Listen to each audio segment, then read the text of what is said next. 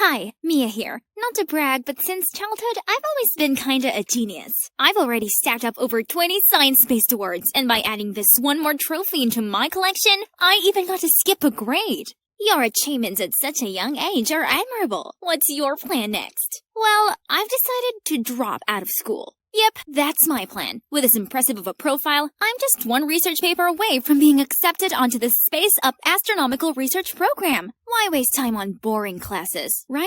But, Mom and Dad didn't like the idea of me not graduating. So after a lot of compromises, I did get to move to Quebec with my grandparents for a year. But I still had to go to school there. And voila! Here I am in Canada, ready to conquer my dream. But why was there this angry crowd in front of my new home? They were screaming, cursing, vandalizing. My grandparents secretly signaled me inside the back way, then glumly told me how the crowd were parents of the children who got food poisoning after attending Riverside School summer camp. The problem was, the food was provided by my grandparents' farm, and now the school is threatening to file a lawsuit and doesn't seem to be open for negotiation. That can't be. There must be a solution for this. So gathering up my courage, I knocked on the principal's door. Do I know you? I don't think so, ma'am. I'm Mia Jones, granddaughter of Mr. Peterson, the rancher. Wait, Mia Jones from New York? Come in. The woman must have been Mrs. Robinson, the principal's wife. But does she know me? As soon as we sat down, she said, I will withdraw the charges for you. Oh, ma'am, really? I knew we could sort this out amicably. Oh, but my sweet child, I don't do charity. I know what you're capable of, so I will only drop the lawsuit if you make my daughter the top student at school. In other words, you'll exchange all test results with her. What do you think? What do I think? I think that's a crazy proposition. But if I didn't do this, then the farm would go under. So, with a reluctant nod, I agreed. Then I was immediately taken to meet her daughter. I was expecting someone snooty and spoiled, but to my surprise, this super smiley girl greeted me. Hey, I'm Eliana, but just call me Elle. I'm so sorry about my mom. She's got it into her head that I need to excel at school, since my dad is the principal. Elle hesitated for a bit, then continued. Also, there's Nora, the super smart daughter of my dad's ex. Mom doesn't want me to suck and Dad to favor this other girl over me, so... Thinking about it, my main purpose for coming here was to complete my astronomical research. I don't need any more A, so I smiled at Elle. Don't worry, I'll make sure you're the star student in no time. The next morning, I went to school with Elle, and wow, it looked so ancient and calm.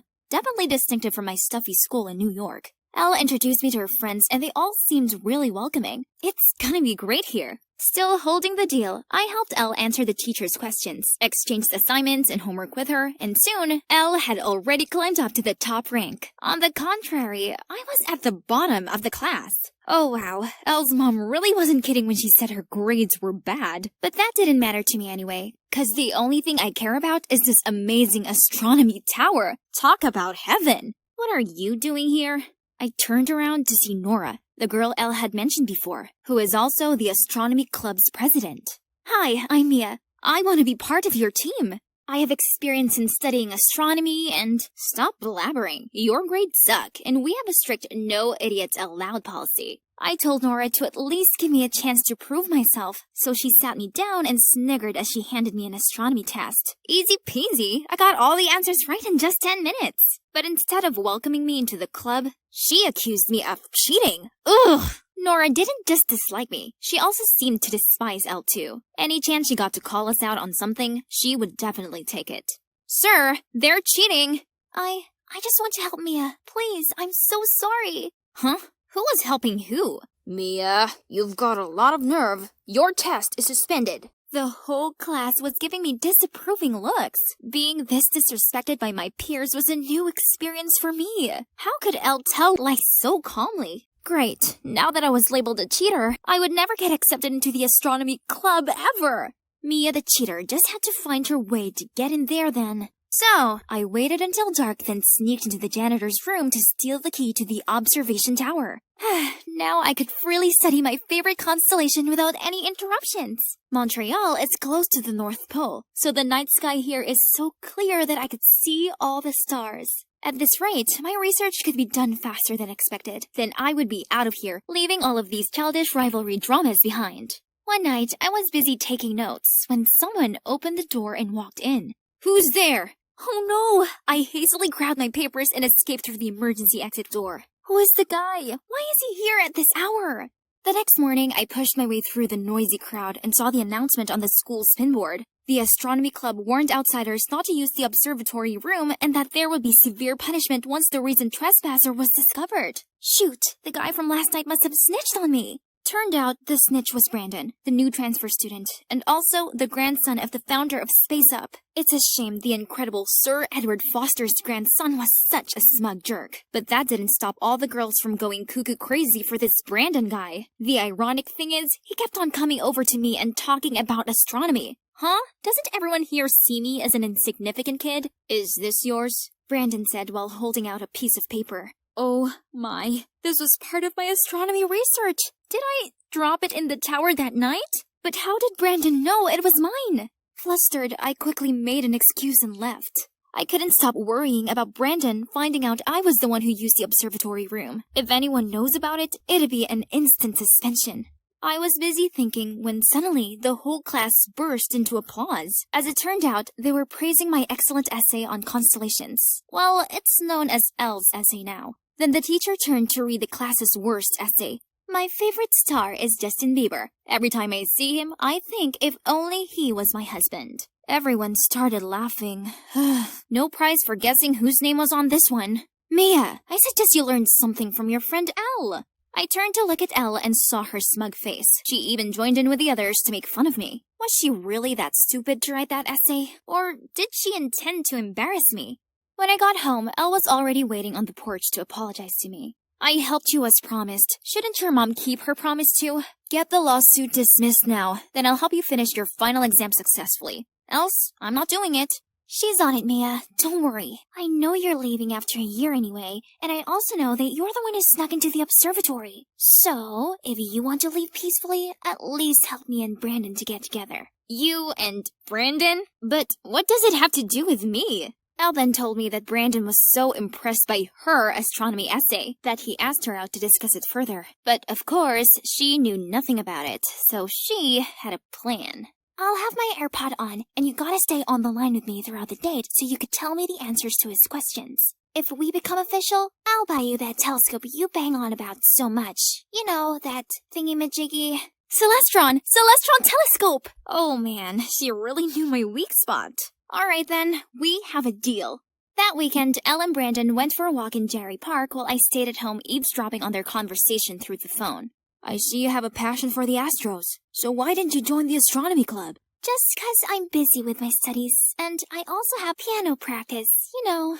"Really? Oh, in the paper, you mentioned the black hole Sagittarius A. You seem to have done a lot of research about it. Could you tell me more?"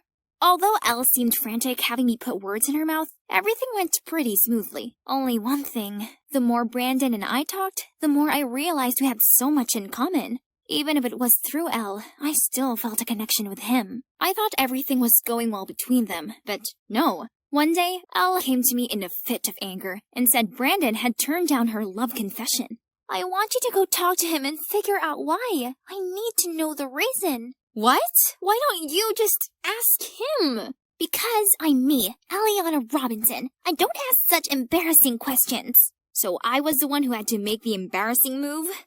Also, call me. I want to hear it myself. Gosh, this bossy girl. And so I had to drag Brandon to the quiet rooftop while my phone was secretly on a call with Elle so she could follow the conversation.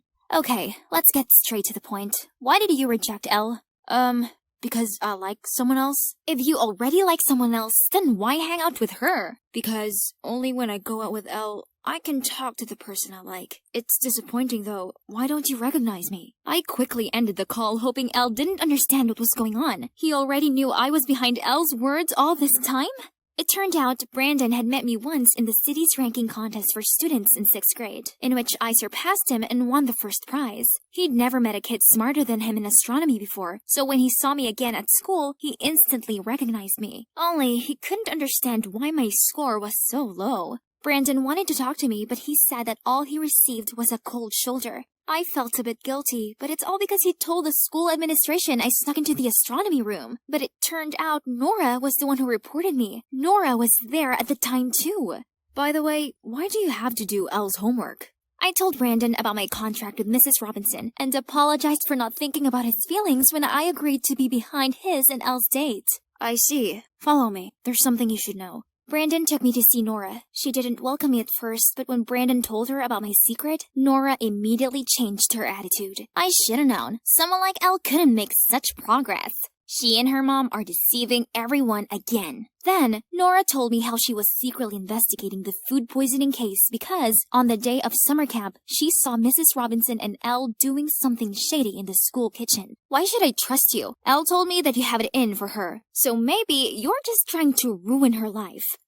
Please, why do I have to do that? Believe it or not, your precious best friend is trying to embarrass you in front of the whole school. What is this? In the lecture hall, Elle was sitting in front of a screen which said, Mia's grandpa poisoned us? We rushed to the lecture hall to find her there, telling people that my grandparents were the ones that catered spoiled food, and that I had no shame copying her works, cheating many times, and even stealing Brandon from her while they were dating. So she must have figured out that Brandon liked me, huh? Even so, why didn't she talk to me directly? How dare she make things up about me and my family? Before I could do anything, Brandon changed what was on the screen to a video of me winning the Young Minds Intelligence Contest. Everybody started buzzing when they recognized who I was. Someone even spoke loudly. I watched that show. Is that really Mia? Elle's face turned pale as people started doubting her. Then Nora snatched the mic from Elle's hand and said, So, now we've made it clear that Mia isn't dumb at all. Then what about the poisoning at the camp?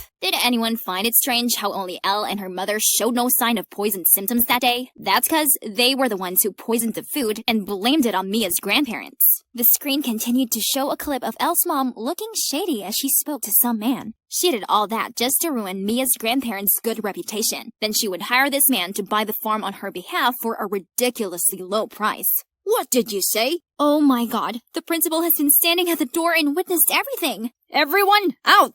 When there were only 4 of us left in the room, Elle furiously shouted, How dare you! You're just the outcome of your cheater mom, remember? Don't play dumb with me. You're well aware that my mom didn't cheat on Mr. Robinson, and that your mom is the one who lied to him to ruin his and my mom's wedding. And then what? Lying again that you're his daughter to force him to stay with her? You and your mom are awful people. Mr. Robinson stood in between them and stopped the argument. Oh, he didn't look too well either. Turns out he already knew Nora's mom was wrongfully framed and didn't cheat on him at all, and that's why he always tried to make it up to Nora. But learning that Elle wasn't his daughter was one big bombshell. After knowing what his wife and daughter did, he decided to resign. He made amends with Nora's mom and they're giving it another go. After the truth came out, Elle and her mom left without a trace. I say, good riddance to bad news. My grandparents were cleared of the food poisoning allegations and now their business is booming again. With Brandon and Nora's help, I collected enough data and finished my assignment with flying colors. Now to quit high school and pursue my dreams. Just kidding. I'm just going on a short trip to Montmegantic National Park to see the Northern Lights with Brandon and Nora. I've decided to stay and finish high school here, so I can continue pursuing my passion for astronomy with my 2 soulmates by my side.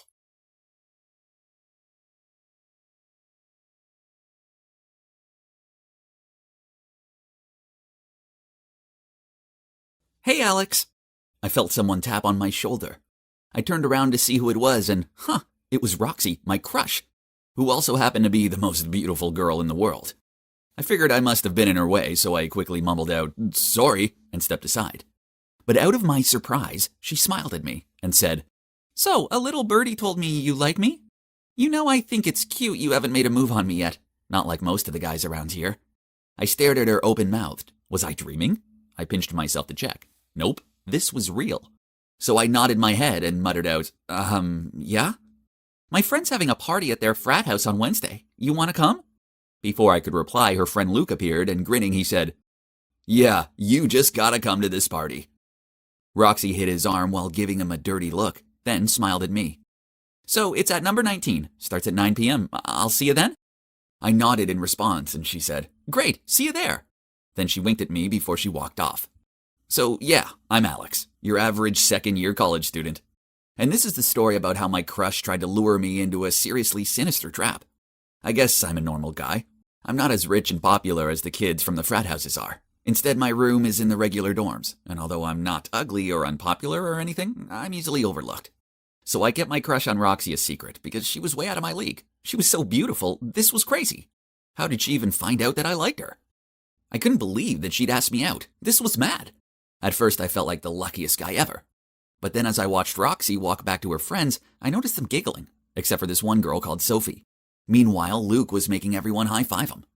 He was always a little odd, and he spoke to people in strange ways. Then I caught Sophie's eye, and she gave me a look that said, "Don't." Then she promptly looked away. Her jerky boyfriend Jack had his arm around her shoulder and was tugging on one of her trademark pigtails as he glugged back his drink. I had no idea what she saw in him. But what had her look been about?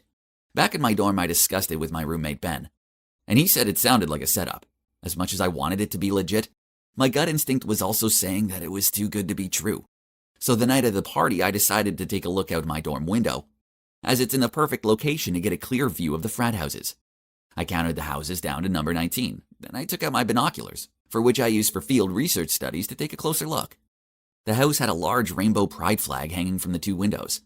This made me wonder why Roxy would want to go to a gay party.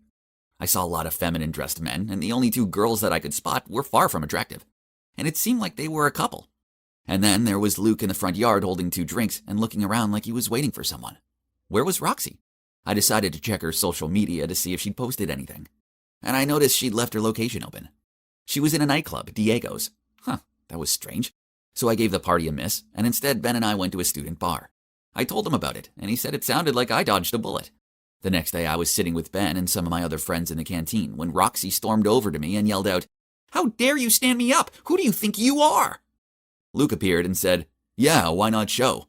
I just shrugged and said, "Roxy, I know you weren't there. Your phone location's public. You were at Diego's." She hesitated, then said, Yeah, my friend borrowed my phone. But what you did was so creepy, you stalker." As if. Roxy was never without her phone, so I wasn't buying her story. This whole thing didn't make any sense, so I sort of mouthed out, "Whatever, Roxy," then carried on eating my lunch. After that, she started making my life a living hell. She told everyone that I was stalking her, so random students started coming up to me and telling me to leave her alone. Then someone covered the dorm corridors in leaflets with a picture of my face and the word "stalker" written across them. I knew Roxy was behind it. It was so weird. But Luke was worse. One time after class, he sneaked up on me, grabbed my arm, and said, "Hey Alex, why you bail on my party?" I told him that I saw the party from a distance and it wasn't my thing, so he replied, "Hey, you got a probs with me being gay?" I shook my head and told him I didn't, but he still wouldn't let go of my arm. I was relieved when he finally let go of me, and I hurried back to my dorm. On the way, I spotted Sophie sitting outside on the shared bathroom. Hang on, why was she in the flood of tears? I asked her if she was okay, but she told me to go away. Although I didn't want to put my nose where it shouldn't be. But I wasn't heartless, so I left her my bottle of water before I walked off. I said, "If you want to talk about it, I'm here for you." I was unlocking my dorm room when I heard someone cough behind me. I turned around to see Sophie standing there. She thanked me for the water and she said she wanted to talk. I led her into my room and she sat on my bed. And staring at her feet, she said in tears, "I caught Jack and Roxy by the locker rooms, but when I confronted them about it, they just shooed me away." I sat down next to Sophie and hugged her. This was horrible. It looks like I've been so wrong about Roxy. She wasn't my dream girl at all. Instead, she was a nightmare. Sophie continued, "It gets worse. Roxy stole my assignment and submitted it as her own. It's due tomorrow and I don't have the time to write a new one." She started crying again. I passed her a tissue and said, "We'll sort this out. There's no way she's getting away with it. That's horrible." So I told her to send an email to the college dean and to her course tutor explaining what happened. She'd attached the original assignment and all the notes she'd written about it. They both got back to us within minutes and said that they would look into this. Sophie looked so delighted, but then suddenly her smile dropped, and she fiddled with one of her pigtails as she said, "Alex, there's something I need to tell you. Please don't hate me." Then she told me how the party Roxy had invited me to had been a trap. Roxy found out I had a crush on her, and she was embarrassed that an average guy like me dared to have feelings toward her. And she was adamant she needed to teach me a lesson. So that's when Luke said he would help, as he wanted to add me to his collection, so they hatched a plan. Roxy invited me to the party, and Luke was waiting for me with a spiked drink. Apparently, this was Roxy's way of silencing me, and making sure I didn't look at her in the same way ever again. Whoa, this was so dark. I shivered at the thought of what could have been. It was terrifying. Sophie also told me that she begged Roxy not to do this, but she got her friends to hold her down. Then she told her that if she intervened, they'd make her suffer. I comforted Sophie and told her that it wasn't her fault. I knew I couldn't just stay quiet on this, as they could do this to some poor other guy who dared to have a crush on her. So with Sophie's help, we wrote a letter to the dean and to the college security about what had happened. This wasn't going to be taken lying down. Sophie was terrified that Roxy and her friends would come after her, so I invited her back to my hometown for the weekend to get away from everyone and let things cool down. When we arrived back at college, news spread that Roxy had been expelled for stealing another student's work. As for Luke, the cops raided his frat house and found loads of banned substances hidden in there. It was so serious that it went to court, and they ended up in jail. As for Jack, he tried to guilt-trip Sophie as to why she should get Roxy expelled for dumb reasons, but she stopped talking to him anyway. I often think back to the night of the party and what could have been. My life would have been ruined, and what for? All because I dared to have a crush on a beautiful girl. I say good riddance. Some good has come out of this whole mess. Sophie and I grew closer and started dating. Now we've both graduated, and that's not all. We have 2 amazing kids together. I love my beautiful family with all my heart, and I just want to protect them from all the bad in this world. So in short, I don't think that just because you're beautiful, rich, and popular, that you get to get away with doing whatever you please. Regardless of age, sex, looks, and so on, everyone deserves to be treated with respect and compassion.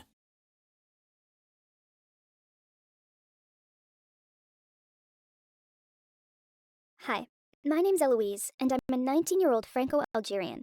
The story I'm about to share with you started 8 years ago when I was in middle school. The girl I was back then is nothing like the girl I am today, and that's where my story begins. I used to be ugly, like even uglier than Yoda from Star Wars. I had bad acne, I was super chubby, and I always bit my nails. Literally the only thing I had going for me was that I was smart. Okay, and I did have one friend, Anais. She was my only friend, and she complimented me all the time, even though I knew she was just saying sweet lies to me to make me feel better. And that did help. I was constantly being bullied, and I suffered all the time. But Anais was always there to pick me up and make me smile.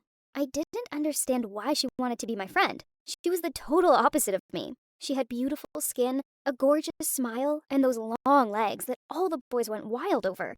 Meanwhile, the only attention I got from boys was when they called me spotted whale or some other hurtful remark.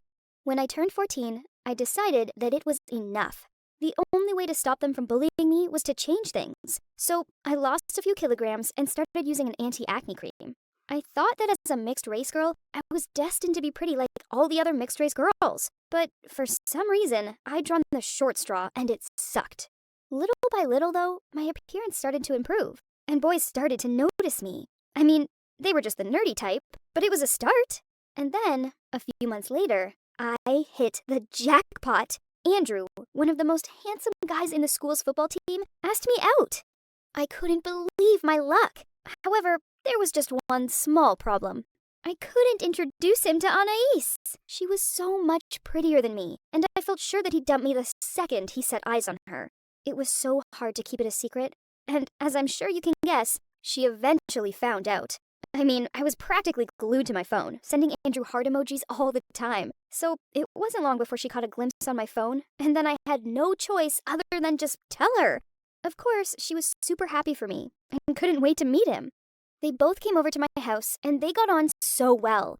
Andrew suggested we all watch a movie with popcorn, but at some point during the movie, I dozed off. I woke up 30 minutes later, and I thought I was going to be sick. Andrew and Anais were cuddling up, making out right in front of me.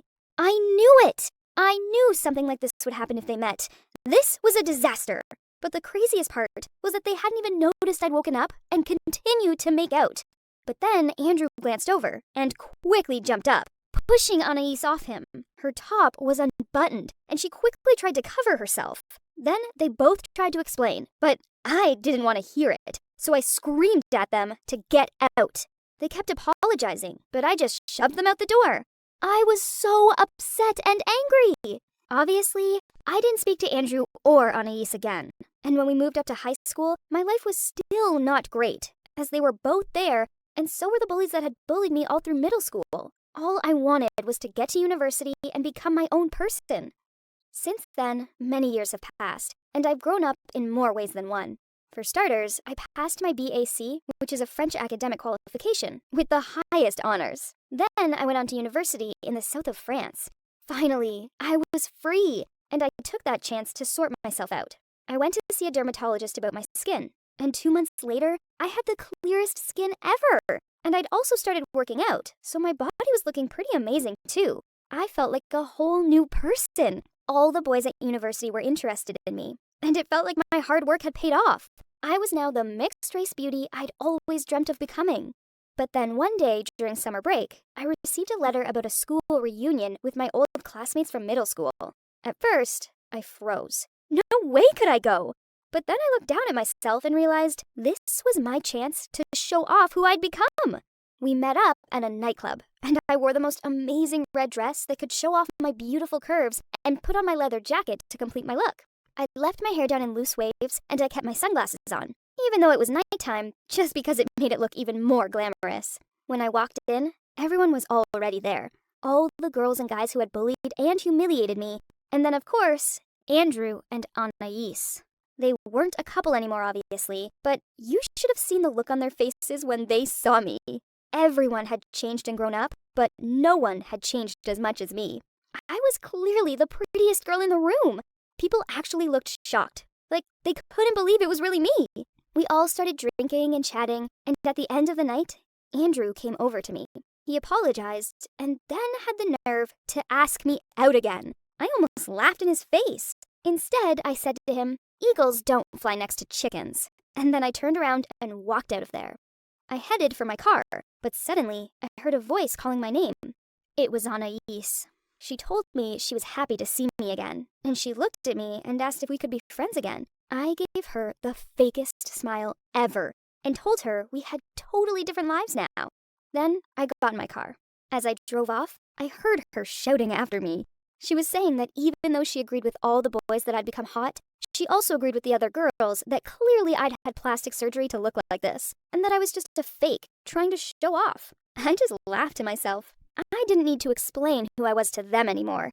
I had my own life now, and they were just jealous.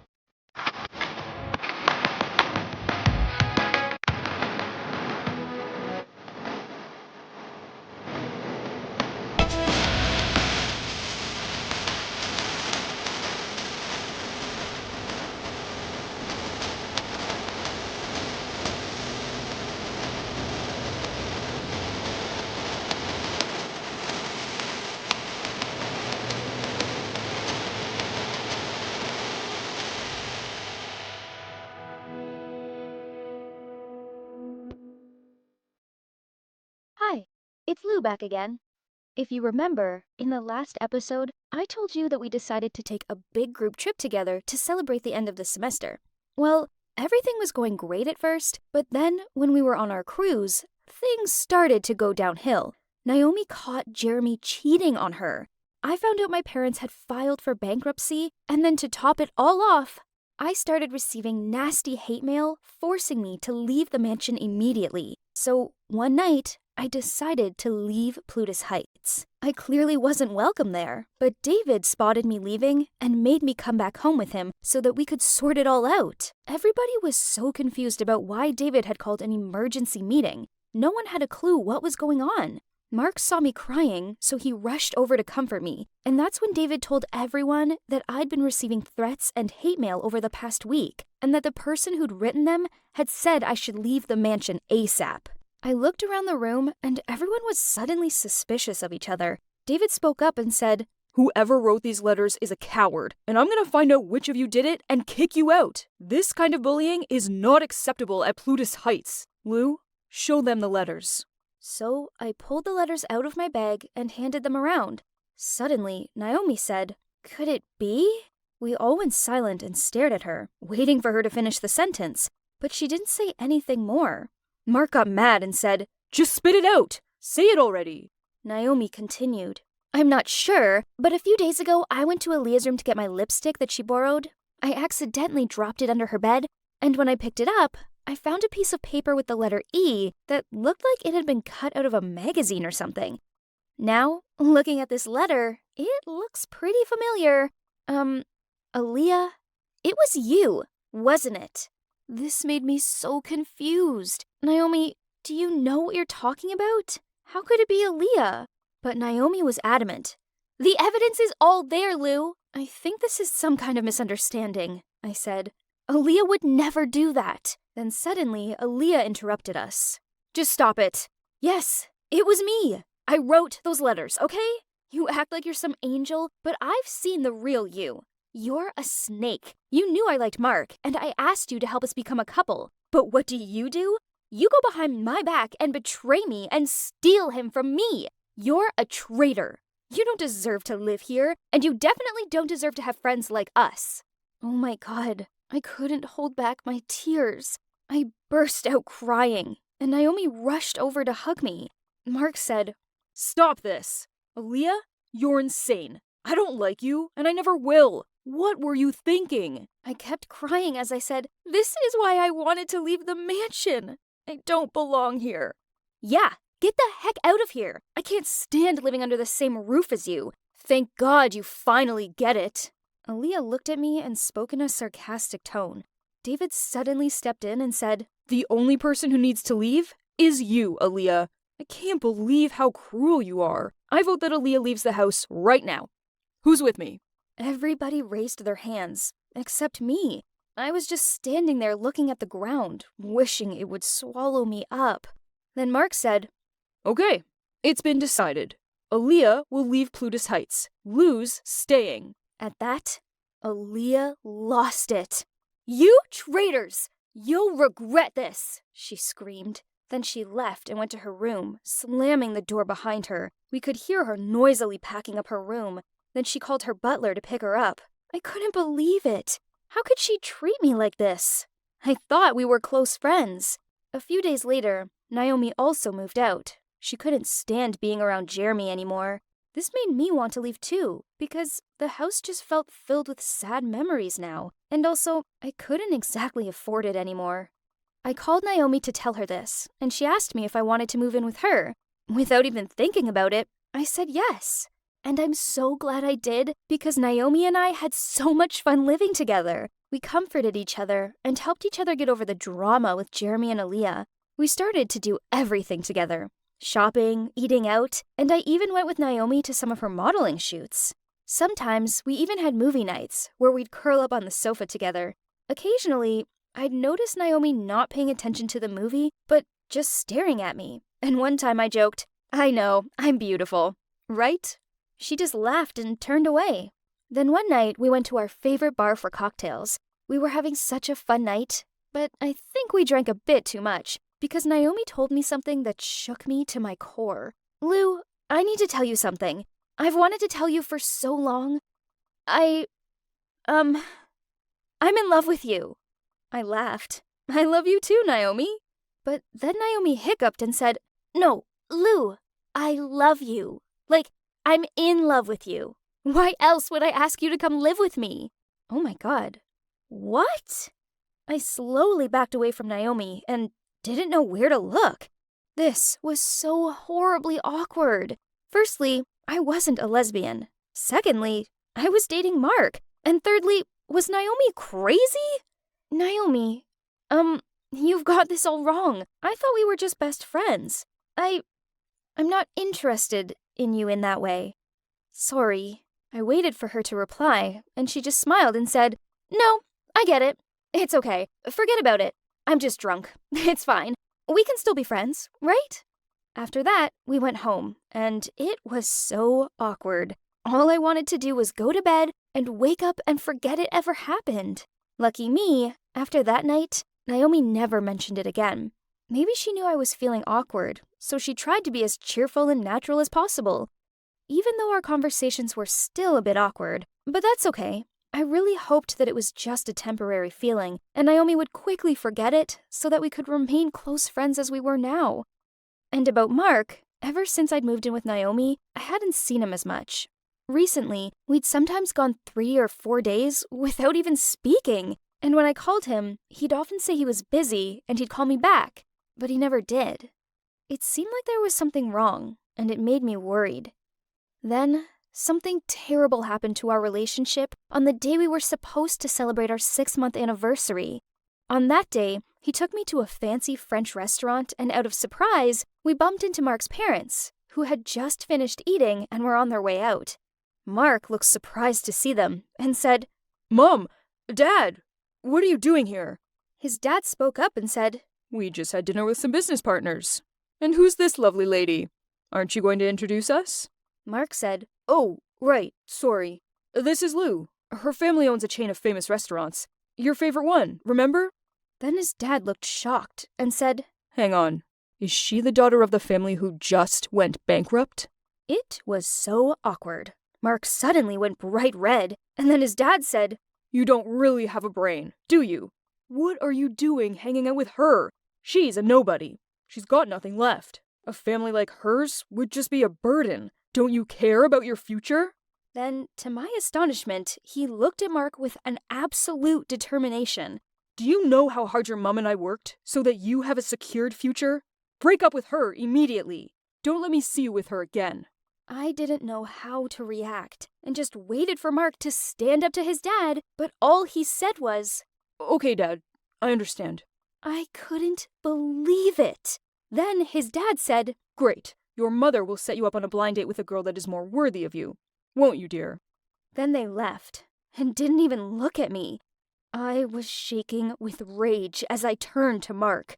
Never in my life had anyone spoken about me like that before, right in front of me. And the worst part was that Mark hadn't even stood up for me. Not once. What just happened? Why didn't you stand up for me? How could you let him talk to me like that? He's such a... Mark didn't let me finish my sentence and interrupted me angrily, saying, Don't you dare. That's my dad. And anyway, what he said wasn't entirely wrong. I was fuming by this point. Oh my god, I can't believe this is happening. Don't I mean anything to you? You didn't even say no when he mentioned the blind date. Mark told me to calm down and said, Chill, Lou. It's just a blind date. I'll meet her to keep my parents happy, but obviously I'll reject her. You don't need to worry. I was shocked.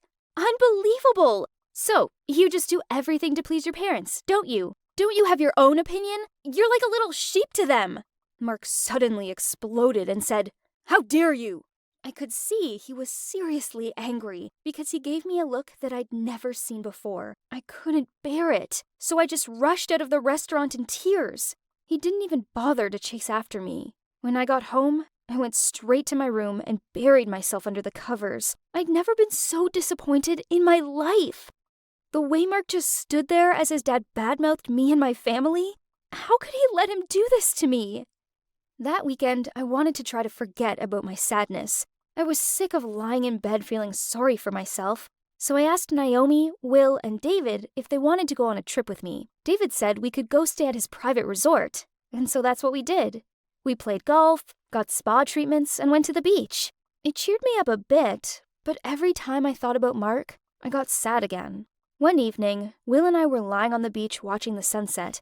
Naomi and David were down by the water, and she was doing some high-fashion poses while David took pics of her. Will turned to me and said, How are you feeling now? Better, I hope. I wasn't expecting him to ask me that, so I just said, What? Oh, yes. I'm feeling better, thanks. Much more relaxed. Then Will asked if he could share something with me, and I told him sure. I couldn't believe what he said. Lou, I think you should chat to Mark and ask him if he sees a future for the two of you. If he says no, then maybe you should move on. Hearing Will say that, another guy, it really made me question my relationship with Mark. I just assumed we'd be together forever, which was probably so dumb of me. What if Mark really didn't see a future for us? It was too much to even think about. I didn't want to lose him even though he'd hurt me so much by not standing up for me. I didn't know what to say. So I asked Will what he would do if he was in Mark's shoes. He looked at me and took a deep breath. Then he said, Honestly, Lou, If you were my girlfriend, I would have stood up for you no matter what. I'd never let anyone hurt you. Never. Then he looked me right in the eyes and didn't stop staring at me. I'd never seen him look at me like this before. What did it mean?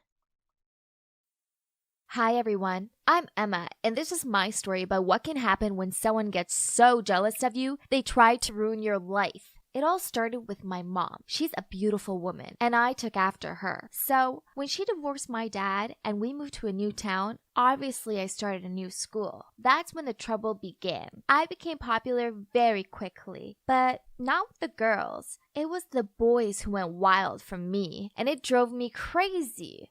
I just wanted a normal life with some nice friends, and it wasn't my fault my mom had passed her beauty down to me. Anyway, there was one girl in particular called Anna who was having none of it. She was also pretty, but she was seriously jealous of me from day one. I remember that first week hearing some girls whispering in the bathroom that I was prettier than Anna. And then Anna walked in and she looked like she wanted to scream. After that, she went out of her way to destroy my life. At my old school, I'd been a cheerleader, so I signed up to join at this new school. Little did I know, Anna was head cheerleader. She pretended to be all nice to me at practice. Then at the first football game we were performing and going through our routine which Anna had choreographed, she made me go at the top of the pyramid, balancing on top of everyone. I was so nervous, but I knew I could do it. Anyway, as I was climbing up there, I suddenly saw Anna whisper to the girl next to her, and then she moved, and the whole pyramid started to fall. She obviously wanted to hurt me, but it backfired, and we all fell on top of her. All we heard was a scream as her arm snapped. Afterwards, she told everyone I was clumsy and it was all my fault. But I knew she'd planned it, so I'd be the one to get hurt. And that's not all. Prom was coming up, and my mom had made me the most beautiful long silk dress. I felt like a princess and couldn't wait to see what everyone would think. Of course, Anna was also wearing a beautiful dress, but everyone was staring at me. I saw her roll her eyes, and then when I was dancing with two of my friends, I felt something rip. I looked behind me and Anna was standing on my dress. I couldn't believe it. I tried to move, but she wouldn't budge and it wouldn't stop ripping. Suddenly, I was standing there with a mini dress and I wanted to cry. But then my friend quickly got some scissors and kneaded it up. And believe it or not, it actually looked even cooler than before. Once again, Anna tried to make me look like a fool, but it all fell on her. Everyone was so impressed with my dress, and I even started a new trend wearing mini dresses to prom. However, despite all these silly pranks, there was one thing that Anna had that I didn't: a boyfriend. She was dating Isaac, one of the top athletes in school, and anytime she was with him and saw me, she would always smirk and look me up and down as if to say she had a boyfriend and I didn't. I didn't care for her silly competitiveness though. I wasn't even bothered about being single. All I wanted was for her to leave me alone. Pretty soon, we became like enemies. I just couldn't stand her and her annoying behaviors. But then things got worse. One weekend, my mom drove me to a game and insisted on staying to watch my cheerleading performance. Later, I spotted her chatting with some man and she looked like she was having a good time. I was happy to see her smile that brightly after a long time. And as expected, not long after that, she introduced him to me, but you won't believe who it was. It turned out he was Anna's dad, out of all people on earth. And worse still, they were now hopelessly in love and even wanted to get married. Oh no! If I knew who he was, I would have broken them up from the start. I couldn't be Anna's stepsister. This was my worst nightmare. And when Anna found out about this, she started to treat me even worse. One time, I was walking in the canteen when suddenly someone pushed me. I went flying and ended up bumping into a boy who fell over too. It was so sore, but the pain quickly disappeared when I realized who the boy was. It was Liam, the new Hawkeye who just joined the athletes club. I kept apologizing to him, but he just laughed and said it was okay, then helped me get up and took me to the nurse's office to make sure I wasn't hurt. Afterwards, he even asked for my number. I couldn't believe it. I was actually blushing over a boy. Then I went back to the canteen and there was Anna, staring at me all angry. I didn't even have to think twice about who'd push me. Obviously Anna. Well, thanks to her silly prank, now I had a cute guy interested in me. And for once, I was actually interested in him too. It didn't take long before we became a couple, and then we were pretty much attached at the hip. I also joined his athletes practice, and because Isaac was there too, Anna was always there as well. She just glared at me with dagger eyes whenever she saw me. I didn't get what her problem was. Anyway, one time, the athletes club suggested we all go see a movie, with girlfriends included. In the theater, Anna sat behind me and kept kicking my chair. I turned over and asked her to stop, but she wouldn't. I could feel the anger welling up inside me, and I thought I was gonna explode. But I didn't want to embarrass myself in front of Liam. So I decided I needed to stay as far away from Anna as possible. That wasn't easy though. Our school had organized a big athletes competition with another school, and so Liam was always practicing. I always sat in the stands and watched him. And on the day of the competition, Anna came and sat next to me. I almost froze. What was she up to? Instead of pulling some prank, she handed me a bottle of water and said, "Hey, Emma, I don't want to be your enemy anymore. We're basically going to be sisters, so let's just make up, okay?" Then she turned to me and smiled shyly. Whoa, well, that was a surprise.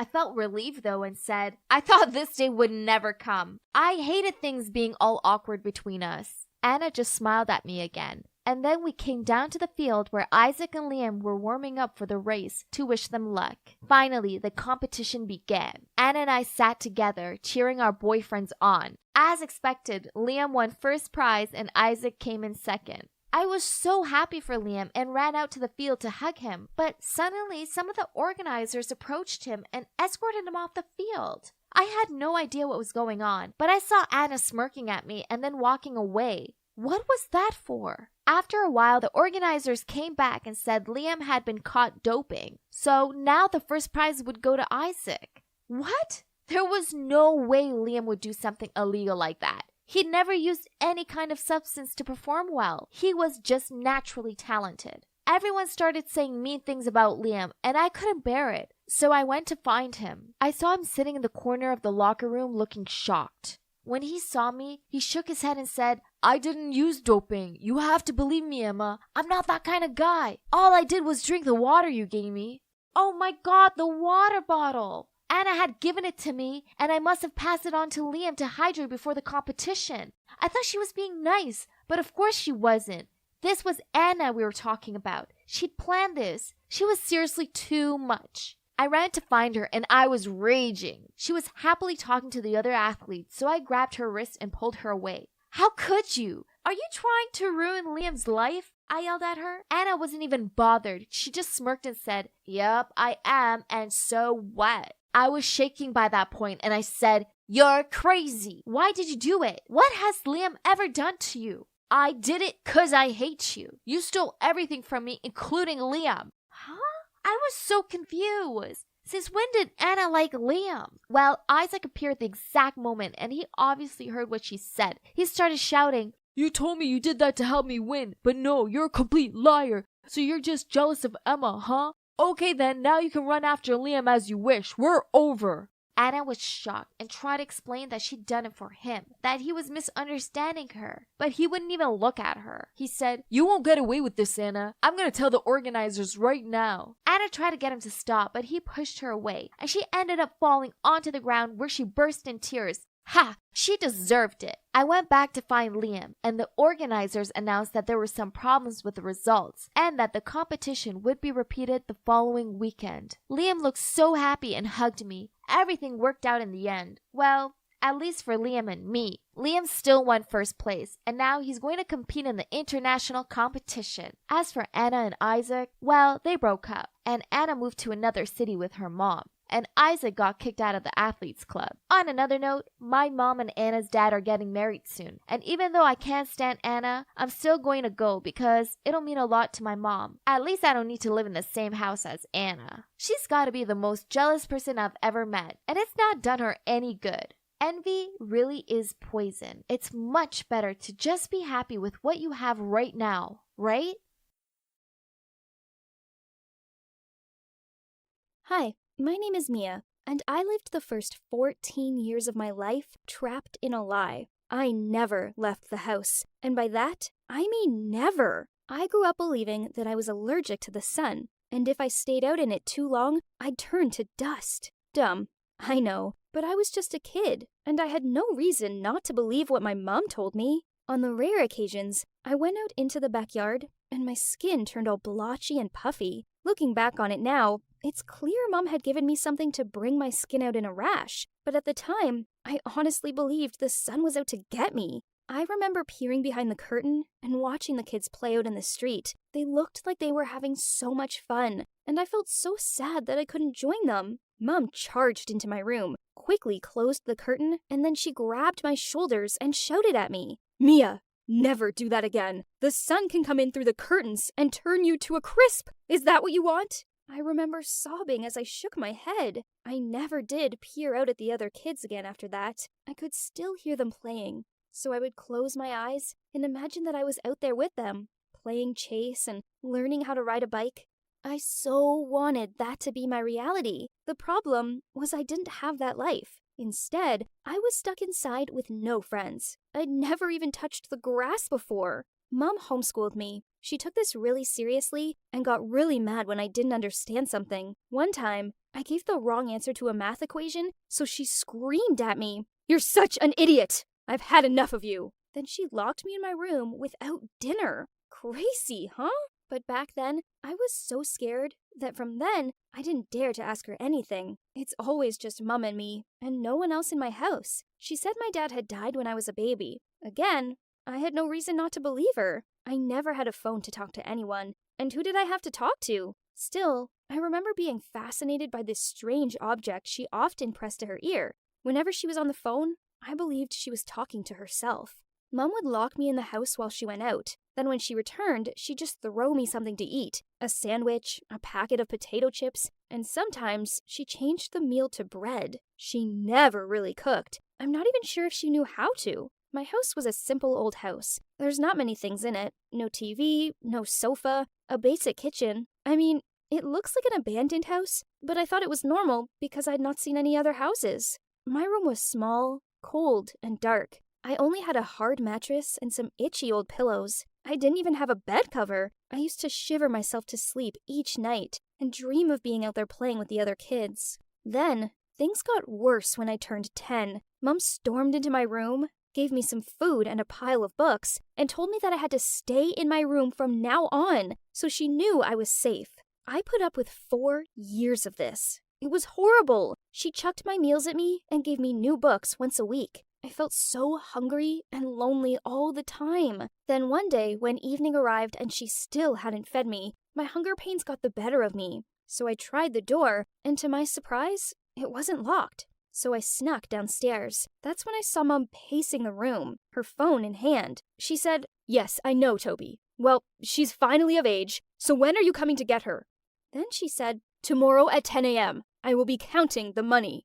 I didn't know what was going on, but I knew something wasn't right. Then I heard Mom say, "Well, I suppose I better go and feed her then." I quickly darted upstairs and lay on my mattress. Mom appeared and passed me a sandwich and some water. She sat down next to me, which was odd, as she hardly ever did this. And she smiled at me as she said, "We need to get you cleaned up, and I've bought you a new dress to wear." "Why, Mom?" I asked her. Her smile faded into a scowl, and she kicked my mattress. "Why do you always have to be so insolent?" I didn't want to upset her further, so I didn't ask her anything else. Then the next day, Mom made me put the new dress on and let me out of my room.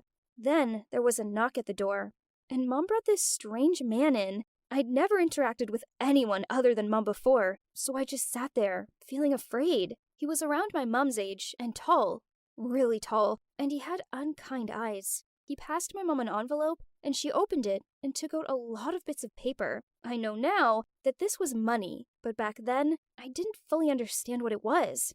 Mom counted it out, then nodded at him and said, "She's all yours." "Right. You're coming with me, sweetie." He walked towards me. What? I stared at him open-mouthed. "Mia, you're going to live with this man now." Mom said it like it was no big deal. "That's what happens when you turn 14. You have to leave." "But Mom, why? I don't know him. I won't go." Then she slapped me and shouted out loud, "Go with him. I'm done with you." That's when I realized that I couldn't live with this woman anymore. I ran out of the front door. Surely turning to dust was better than living with any of them. Only as the sun touched my skin, it didn't burn. That's when I knew Mom had been lying to me all this time, so I started running without knowing where I was going. I could hear Mom and that Toby guy chasing and shouting after me, but I just kept on running. Every little sound freaked me out, as I didn't understand this world and the people in it. The next thing I remember is some woman shaking me and saying, "Sweetie, are you okay?" I was so afraid at first and curled up into a ball, but then she told me she wasn't going to hurt me, she just wanted to help me. She had kind eyes, not like Mom or that man, so I told her what had happened. She looked completely shocked, but she rang the police. So it turns out that when I was a baby, I was stolen. My mom isn't really my mom at all. She was some messed up woman who took me out of my pushchair and made some awful deal with that Toby man that he could buy me off her when I was 14. She didn't know my real parents. She just saw a chance to grab me, and she took it. It's horrible to think that she robbed me of a normal life, but I try not to dwell on this thought too much. I can't change the past. Then eventually, something amazing happened. My real parents were found. It was so emotional seeing them for the first time. They hugged me and we all just cried. They told me how they'd never stopped looking for me. And guess what? I found out I have a little sister called Izzy. I love hanging out with her and watching her play. She's the best. It's been hard. There's so much I've had to learn, such as how to interact with people and even how to eat with a knife and fork. My real parents have been so kind and patient with me. Now, at the age of 19, I have some sort of normal life. I still find many things confusing, and I struggle being around large crowds. I had to get used to sleeping on a bed, and I find computers the most confusing thing ever. But I managed to function in the big, wide world. As for my fake mom and Toby, well, they were both sentenced for their involvement in my kidnap, and are now in jail for a very long time. I have a chance at leading a normal life in the normal world, and even though what happened to me was horrible, I'm not going to let those cruel people ruin my life. I finally have a loving family, and I know that with their care and support, I can get through anything.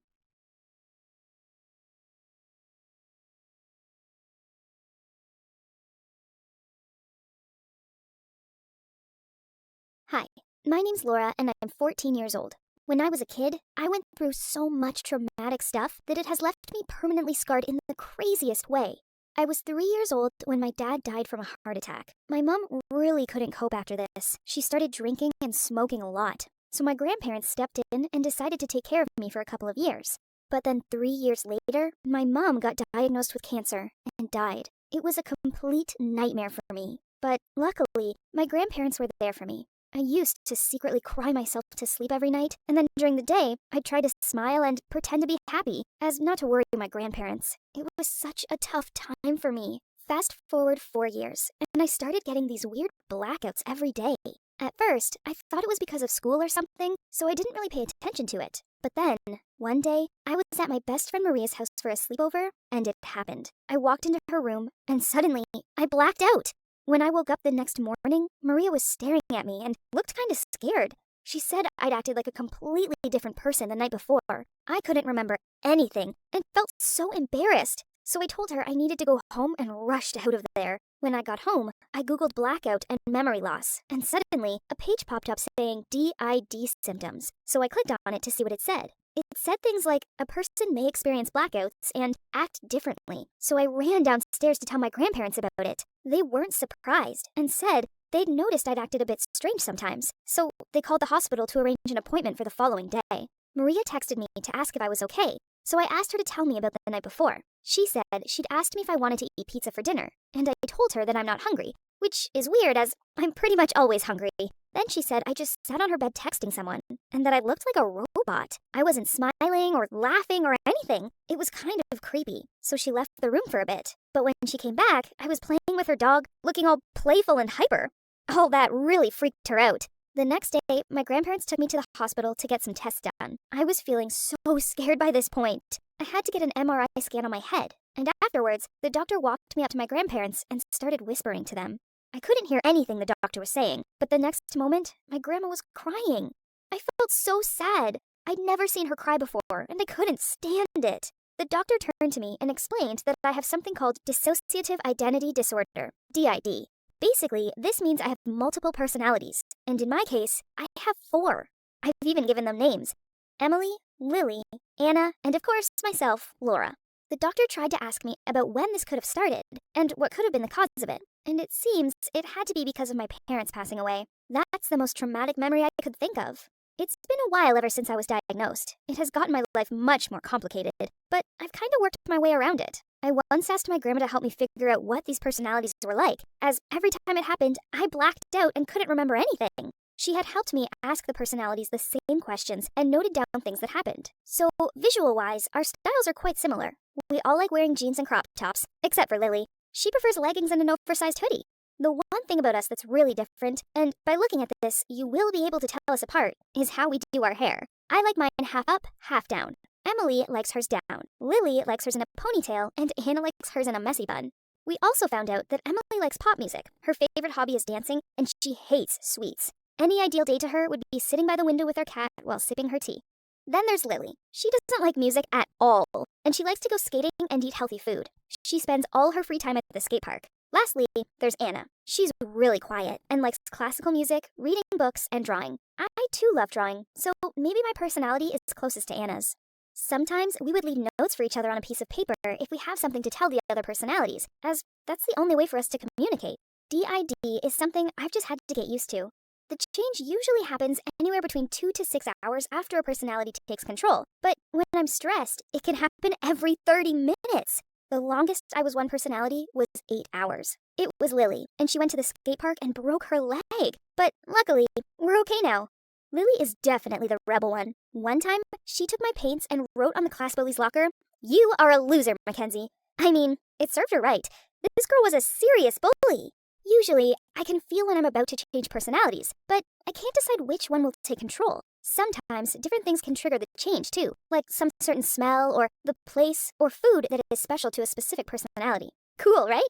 It doesn't always go to plan though. On many occasions, I've burnt my toasts or pancakes because I had a switch while making breakfast. I just froze there for a moment. It's kind of funny. And one time when I was 12, I was in a school play. I was playing the main character, and in the middle of the play, I changed personalities.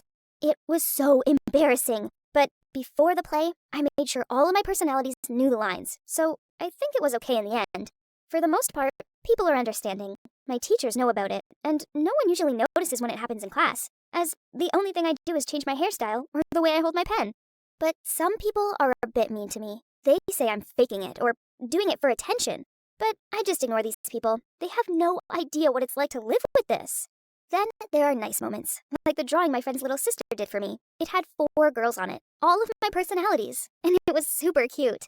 I also have had a girlfriend before, and she was super understanding. Despite me switching personalities during our dates, it was undeniably awkward, but we just laughed it off.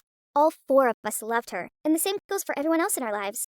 We've agreed on only meeting people that we all like, because if one personality doesn't like a person, it can get kinda annoying. And so, this is my life. 75% of the time, I am not Laura, not myself, but it's something I've just had to learn to live with. There's no cure, so all I can do is endure it and try to make life easier. And even so, I love myself, all 4 versions of me. I sprinted to the cafeteria, hoping that there would be something tasty left. This was my teacher's fault. She made me stay behind after class. Mindy, your grades are too low. Yada, yada. Oh no, all I saw were empty trays everywhere. My stomach rumbled at the thought of having to return to class hungry. But then, like a mirage in the desert, the last loaf of bread, chillin' next to Tom the Hottie. Without a second thought, I grabbed it and bit into it. Chewy. Very chewy. Then suddenly, everyone burst out laughing. That's when it hit me. There was no bread. I was munching on Tom's ballet shoes. Hey, I'm Mindy, and I belong to a family of champion weightlifters. Yep, my dad's genes explain why I'm the tallest girl in school. I used to long to become a weightlifter just like Dad, but then I met my BFF, Tiffany. Suddenly, I discovered a world of pretty dresses and delicate spins called figure skating, and I couldn't look at my ugly weightlifting shorts in the same way again. Tiff took me ice skating at the mall, and I loved it. Since then, that's all I've wanted to be. Okay, so I may not be petite like Tiff, but I was smart enough to use algorithms to calculate angles during training. Tiff and I both got scholarships into this amazing sports-focused high school, and yeah, that's when the trouble started. It didn't matter what cute outfits I wore or how normal I tried to be. Being a giraffe made me stand out, and being with pretty, petite Tiff made it worse. The only ones who didn't ignore me were the weightlifting team, but that's only because my dad was their coach. Then, to make things even worse, my clumsiness and appetite of an elephant accidentally got me on Tom's bad side. This was bad, as almost every girl and guy in this place was obsessed with him. Ever since then, no one took me seriously, and trying to avoid my dad so he didn't lecture me on giving up skating for weightlifting was tiring. I was in the changing rooms when Tiff came over. Oh, I forgot it was the annual health check day today. I shouldn't have eaten that muffin earlier. Oh, no, I forgot about that too. No way could I have my weight published for the entire school to see. I'd be nicknamed Mindy the Massive. So when no one was looking, I sneaked out of there. But trying to find a hiding spot big enough for this oversized body isn't easy. The janitor's closet. But as I hurried toward it, I bumped into Tom. Have you ever heard of ladies first? You call yourself a lady? Fine, lady. Let me have this. In exchange, I have this very yummy snack for you. What snack? This bread. How dare you! At that moment, the door suddenly swung open, and the janitor yelled at us to stop kissing? Ugh, what? Thanks to this unnecessary misunderstanding, we ended up in the principal's office along with our parents. My dad even brought the entire weightlifting team along and started throwing a tantrum. Mindy, you skipped classes! I couldn't mention the health checkup, so in a panic, I babbled out, I was on a date with Tom. Who would ever date you, Miss Brahma Bull? Then there was a loud bang as my dad smashed the table in half. Bull? Who are you calling a bull? I mean, Mindy is strong and cute, just like a bull. Our love language is a bit, special, isn't it, honey? Oh, my lovey donkey. You're revealing a little too much.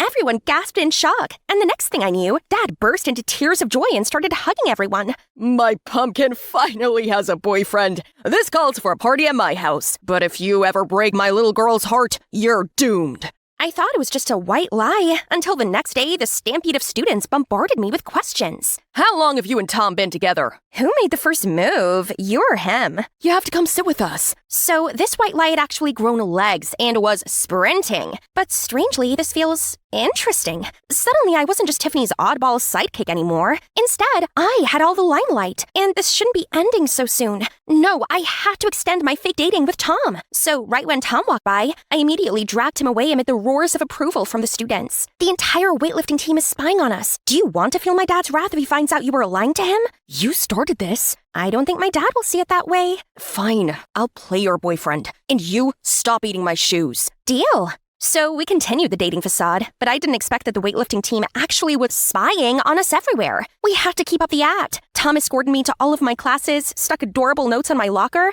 and during lunch, he fed me spaghetti and used his sleeve to wipe the sauce off my mouth. We ended up spending most of our time together, and the spies definitely thought we were the real deal. I knew this was all just an act, but he was like a big cheese ball. My cheese ball, so still, it felt good. The more time I spent with Tom, the more I found myself liking him. He listened as I told him how hard I worked to get into the school, and in return, I learned new aspects about him, such as how much he loved ballet dancing, even though his family and his former friends hadn't always been understanding about it, and that his cold exterior was due to this, as he didn't want anyone who would question his dreams in his life again. We started growing closer, and he did some super cute things, such as cheering me on during skating practice and bringing me hot chocolate to warm me up. I was enjoying getting to know Tom, but unfortunately, not everyone was a part of our fan club. No matter what I said, Tiff wouldn't believe that he was anything other than a bad boy. She would send me endless texts just to force me to choose between Tom and her. I knew ever since Tom appeared, I spent less time with her, but she was being too much. To top it off, she even lied about being injured during practice to ruin my date. I gave Tiff the cold shoulder after that. She needed to reflect on her actions. One day I was sorting out my locker when Rachel, one of the most popular girls in our team, aka Tiff's rival, approached me and asked me to join her group. But what about Tiff? Tiff always told me that Rachel's no good, and what's wrong? Do you have to ask for Tiffany's permission before befriending someone? Or what? Aren't you more famous than she is? Right!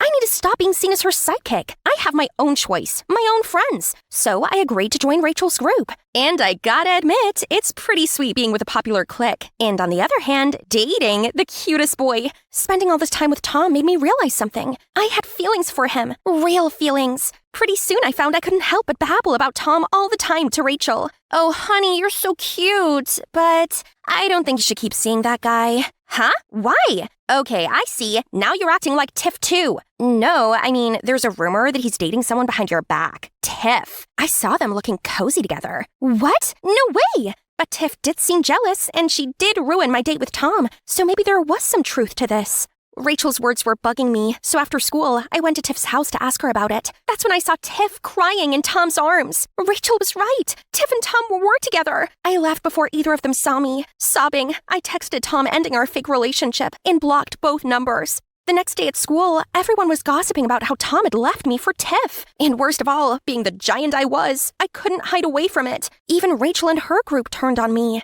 What's wrong? Have you fallen off your high horse? Once an ugly duckling, always an ugly duckling. I couldn't bear staying there and watching them laughing at me, so I left school and went back home. I wasn't going back there, and no one could make me. I locked myself in my room and refused to leave it until... Is this because of that Tom? Pumpkin, I'll teach him a lesson. I reluctantly opened the door. Mindy, you look terrible. What's happened? It all became too much, and I ended up blurting everything out to Dad. I'm a joke. No one takes me seriously because of how I look. No boys like me. No one wants to be my friend, and no one believes I can skate. Pumpkin, you got into one of the top sports schools out there. That means you're a talented skater, regardless of what anyone else says, including me. Fame is just temporary. Look at me, once a world champion, but now just a beer-bellied man whose sole life purpose is to raise my pumpkin. Dad. All right, you're too strong to let these dummies knock you down. Got it? Dad was right. I couldn't give up on my dreams because of other people's opinions. So, the next day I returned to school and ignored all the gops and jibes. On seeing Tom and Tiff together, I stared over them and carried on walking. This was the first step in cutting toxic people out of my life and learning to love myself. Which is why, when the teacher asked for volunteers for the skating competition, as Tiff put up her hand, so did I. We all know you only did that so you can face off Tiff. They could think what they wanted. I wasn't backing down. Then my phone beat. It was a message from Rachel asking me to meet her outside. As soon as I reached her, she started asking me all these questions, as if she cared. Suddenly worried for me? Where's your sarcastic smirk? I'm sorry for the other day. Everyone was staring at me, so I had to play along with them. Trust me, I would never look down on you. Okay, I didn't expect this. Anyway, this is Alex. I don't want you to be the only one without a skating partner, so I found him for you. Forgive me? She seemed so genuine that I couldn't not believe her. I was once in her place, scared of the judgment and peer pressure, so I knew how it felt. Maybe Rachel did mean well. Besides, I'd already lost Tiff as a friend. I didn't want to be alone. I arrived home to find Tiff already waiting for me. Why are you being besties with Rachel? She ridiculed you in front of everyone. You've changed, Mindy. Do you want me to be the same and be picked on forever? And you're not a great friend either. You just want me to live in your shadow and witness how happy you are with your new boyfriend. What about you? You left me too. I felt stunned. How could she be that upset when she was the one who now had Tom? When I'd calmed down, I thought back to what Tiff had said and wondered if I really had changed. Tiff was always there for me, regardless of what I looked like, but I didn't tell her Tom and I weren't for real, as I guess it made me feel superior. I joined Rachel's group without considering how bad it would make Tiff feel. I realized that I had an inferiority complex toward my own best friend. On the day of the competition, I went to talk to Tiff, but I couldn't find her. I smashed my routine with Alex, but during Tiff's turn, I noticed that something seemed wrong. Then during her spin, I saw her lose her balance and... thud! She fell hard and was rushed to the hospital. I rushed over to accompany her there, but Rachel stopped me. Why did you do that with her skates? Was that the reason why you told me to keep it a secret about you sneaking into Tiffany's waiting room? I tried to explain that I didn't do anything, but then the judge announced the results. Because of Tiff's mishap, I'd scored enough to land the last spot in the final round. I won't work with someone who uses tricks to win. Giant girl, you're on your own. Everyone started to groan at me, and I began to panic. Why does no one want to believe me?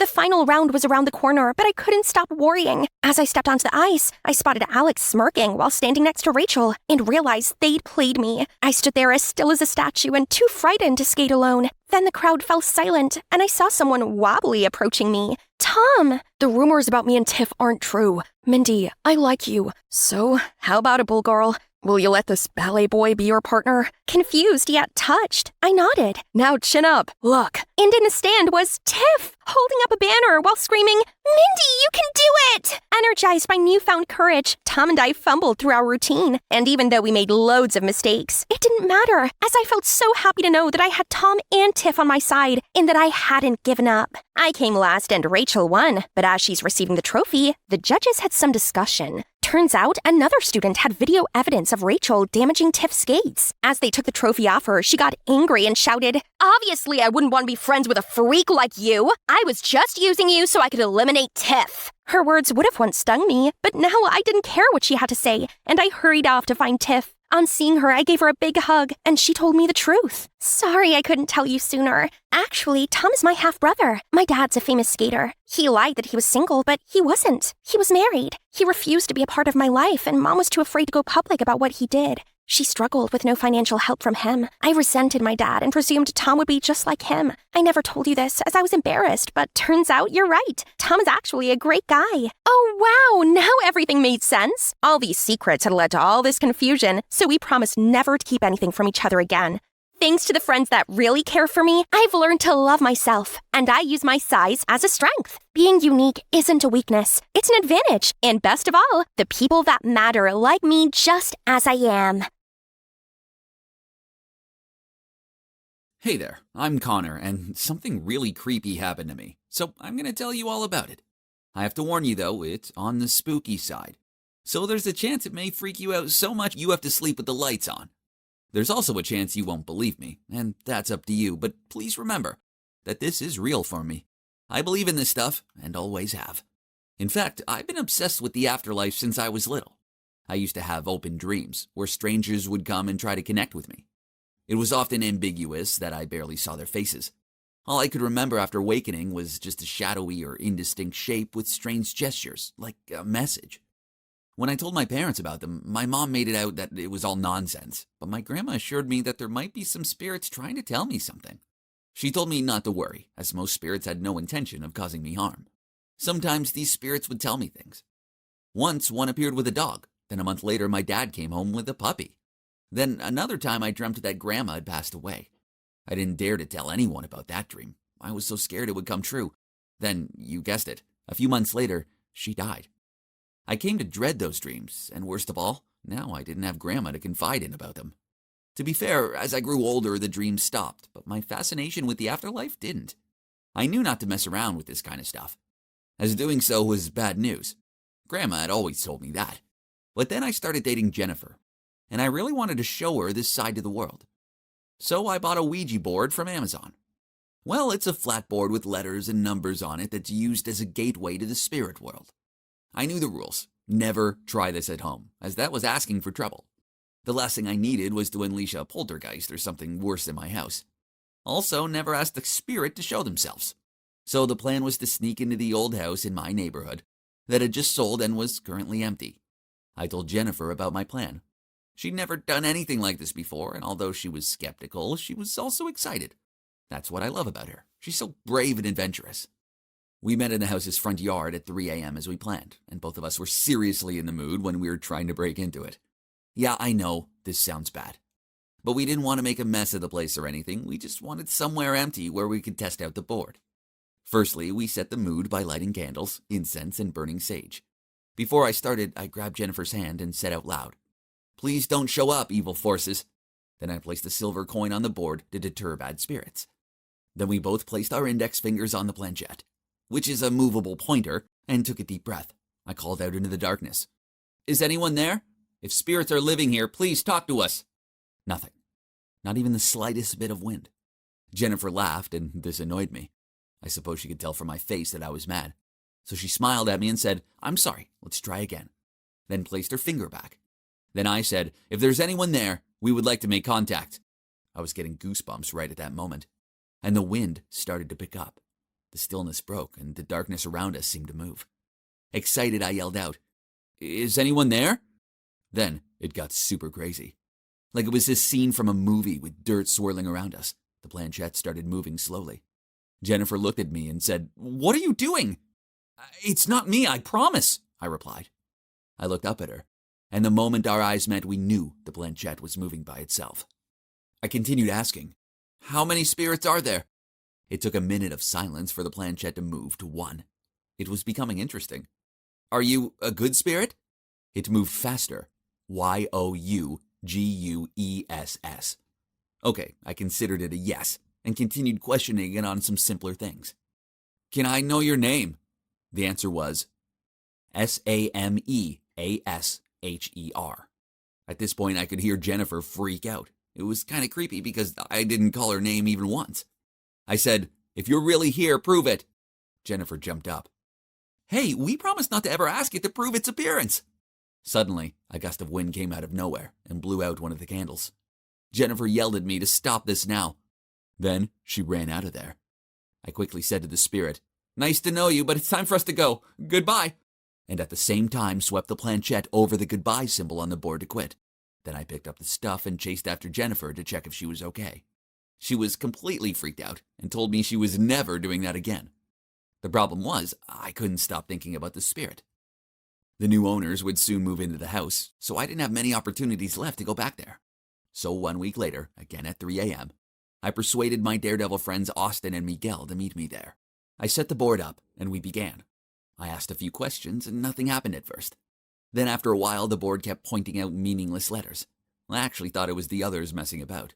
They soon got bored and all thought it was just my imagination all the time. Feeling annoyed, Austin left to go to the toilet, and Miguel and I carried on. I believed in my previous experience, so I persistently continued asking, "Do you know who's in the toilet now?" But still, the board only gave out random numbers.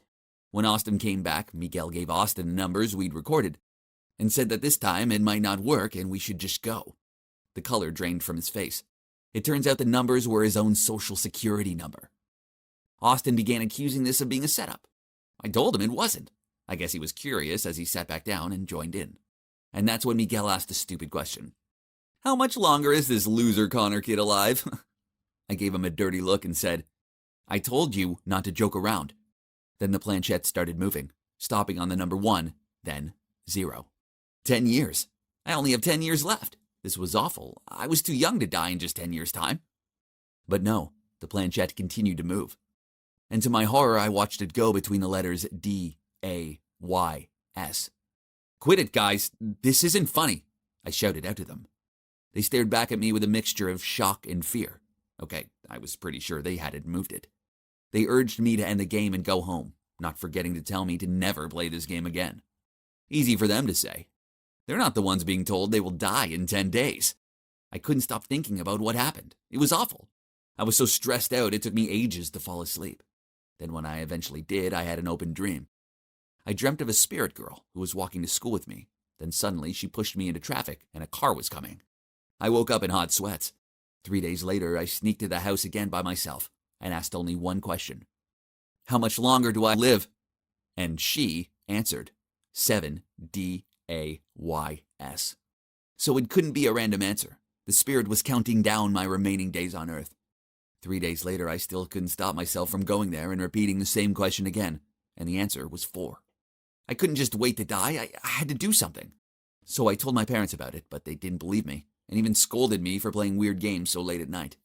On the day my time was meant to be up, they saw the state I was in. I couldn't stop shaking and refused to get out of bed. There was no way I was going near a road today, so my mom rang the school and said I was sick. Then she stayed home from work and barely left my side. That day went so slowly, but nothing happened. It's a month later now and I'm still alive. I did end up grounded for 3 months for sneaking out at night and terrifying my parents. When my punishment's over, there's no way I'll be taking the Ouija board to any more empty houses. In fact, I've stuck it in the attic and that's where it's staying forever. So that's my story. You can decide for yourself if you're willing to try it or not. But my main advice to you is don't meddle with this stuff, as it's definitely not worth it. Nina, why are you just my cousin and not my mommy? Claudia peered up at me with curious eyes. I knew where this had come from, as the topic of the week at kindergarten was family. Claudia's innocent words made me squirm with guilt. Was I a bad person? I'd been asking myself this daily for the last 4 years. Yep, the little girl next to me wasn't my daughter.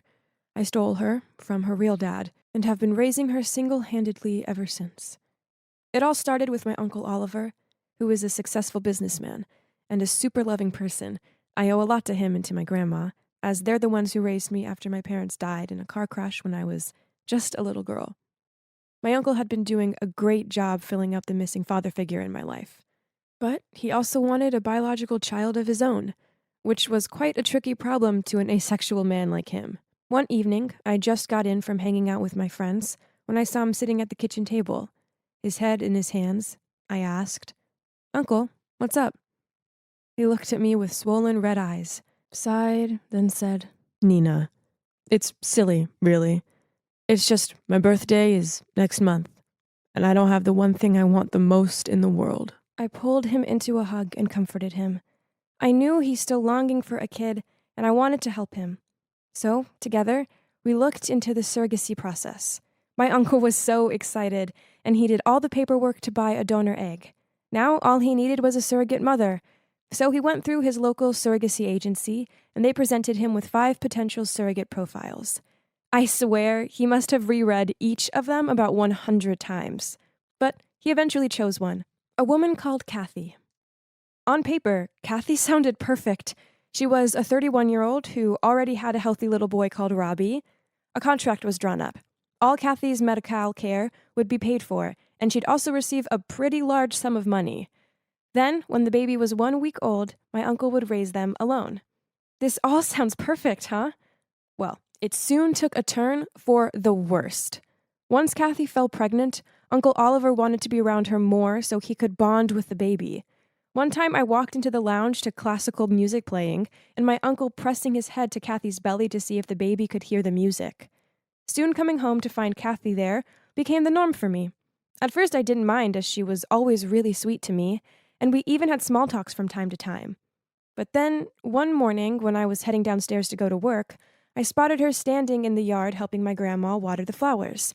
I was about to walk over to greet them, then I heard her say, "Oliver is such a lovely man, but he's so busy. I worry he'll find it all a bit too much juggling a newborn and work." Then Grandma said, "Don't worry, sweetie, as he'll have Nina and me around to help." But Nina is so young, and she has her own life to lead. She's always out at a party or with some boy, and you can't be expected to take care for a baby, not at your age. I just don't want a stranger caring for my baby, not when I could help out. What? Her sweet-as-sugar behavior was all an act, wasn't it? How dare she try and manipulate my lovely grandma? A few days later, I went down to dinner to see Kathy sitting there. She smiled at me and asked me about my day. I wasn't buying her overly nice act, but I went along with it anyway. At one point, she suddenly took her phone out, then her smile turned into a frown. "Oh, no. Robbie has a fever. I better go to him." She immediately pulled back her chair and stood up. "You know how it is. Only a mother's love can make a little one feel better." Then she left. Kathy's poisonous words had definitely got to Grandma, as she showed concern for Robbie and let out a gentle smile as her eyes followed Kathy's steps. And that was only the beginning. Kathy's game playing continued as a few days later, she showed up on our doorstep in tears. Then she came out with some story about how the venue for Robbie's birthday party had canceled and they refused to refund her. Like clockwork, my uncle told her she could have the party at ours and that he'd cover the costs. On the day of the party, I saw Kathy pass my uncle all of the receipts for the bouncy castle, magician, catering, etc. She gently pat her tummy and grinned. "You'll be such a wonderful father. You know, we could always have another one after this. For free, of course." Then, later on, I saw her whispering something to Robbie. Then the next minute, he ran over to my uncle. He hugged his legs and said, "Thank you for the party, Daddy." Then Kathy hurried over to him, ruffled his hair, and said, "Oh, honey, he's not your daddy, but it'd be nice, wouldn't it, to all live here together with the baby?" Enough was enough, so that night I confronted my uncle and Grandma about it. I don't have a good feeling about Kathy. I think she's trying to break the contract. My uncle sighed, then said, "I know." Then Grandma added, "Kathy's right, though. Oliver can't do this alone. You're too young and I'm too old. So it makes sense for Kathy to stick around and help. Still better than having some random stranger around, right?" "I can help out," I raised my voice. "Rather me than her. I don't trust her." Grandma shook her head. "But she's the mother. She's carrying the baby. Their bond is undeniable. I know what it's like to lose people I love. Kathy will break this baby's heart. I'm sure of it. She's only out for herself." My face turned red as I raised my voice. My uncle remained silent. Then he just sighed and walked out of the room. I ran after him and pulled him back. "Uncle, you made your choice right from the beginning. Why change it now? He replied with his eyes glued to the ground. Your grandma has a point. What? My voice was up to high pitch. Stop letting that witch Kathy manipulate you. He shook his head, then walked away. Oh my God. They were being controlled like puppets. This needed to stop. So I decided to confront Kathy about it. My chance arrived the next day. She was helping to cook dinner, so I said to her, I know what you're up to. You just want an easy life without any money worries. That's why you're manipulating them. But you can't fool me. She stopped chopping the carrots, then looked at me. Is that so? The thing is, Nina, I always get what I want. She gave me an evil smirk. Then she slammed the knife into the carrot with such ferocity that I flinched. It was official. Kathy was crazy, but I didn't have any proof. So basically, there was absolutely nothing I could do about it. As expected, the craziness continued into the next day. I went to Grandma's room and saw her looking flustered as she searched through her bedside drawer. I, again, couldn't find my pills, and that they kept on showing up in strange places. She seemed really worried that she was losing her mind. Later on, when we were all eating dinner, Kathy went to the fridge, and surprise, surprise, guess what she found there? Yep, Grandma's pills. Obviously, Kathy had put them there. Then she walked over to Grandma, rubbed her shoulder, concernedly said, I should have taken care of you more. We should have you checked by the doctor as soon as possible. Age can be so cruel on the mind, and you don't want to be forgettable around the baby. After that, Grandma seemed totally convinced that she was too old to take care for a baby, even after the doctor told her she was fine. Furthermore, she was adamant that Kathy should move in to help out. Ugh, what a snake Kathy was. A month later, the baby was born. A girl. My uncle named her Claudia, after my mom. We all cried happy tears and welcomed her into our family. Kathy got her wish, and both her and Robbie moved into our house. One morning, I came downstairs to see Kathy holding the baby. In front of her was the ripped-up contract. I told her to leave, and she smirked and said, You're a smart girl, Nina, but you're no match for me. I'm not going anywhere. This is my home now, so get used to it. I knew there was no point telling my uncle and grandma about this. I couldn't let this woman destroy my family. She was dangerous. She could end up hurting everyone. She'd never stop until she got what she wanted, and there's no way I could let that happen. So, when Kathy was in the bathroom, I picked Claudia up, and before I could stop myself, I was fleeing from the house and out of their lives.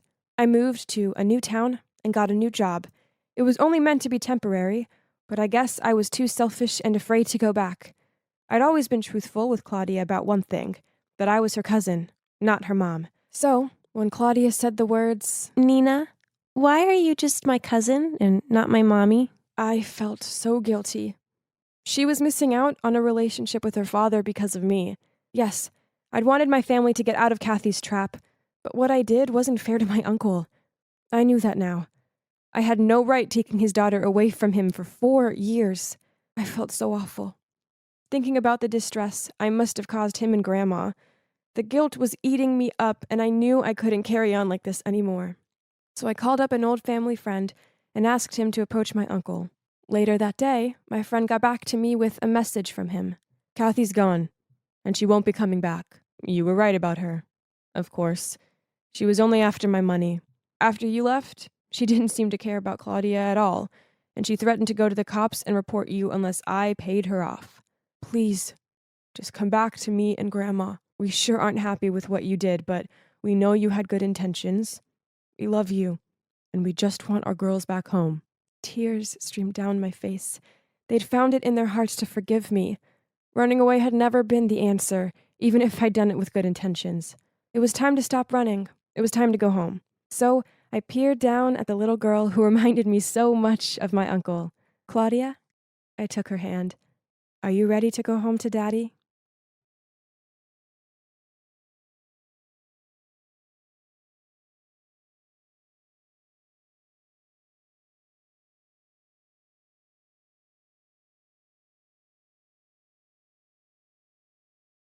This just in. Due to the new wave of COVID-19, the authorities are imposing a nationwide lockdown, which is expected to last 2 weeks. The lockdown will begin at midnight.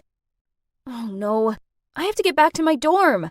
We shouldn't waste any more time talking about this jerk anyway. I grabbed my stuff in a rush. Then suddenly, the doorbell rang. I'll be back in 1 second. Stephen went to answer the door, while I had no choice but to wait for him.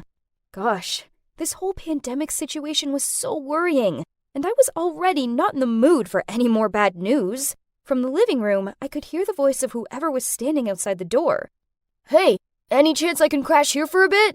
Sure, but just get your life together soon, will you? Gabe? Gabe turned to look at me. His eyes widened when he realized who I was, and he awkwardly looked away from me. So you two know each other? Stephen looked at us confused. There was an awkward silence between us three before he continued. So, Janet, this is Gabe. He's my friend from the college hockey team.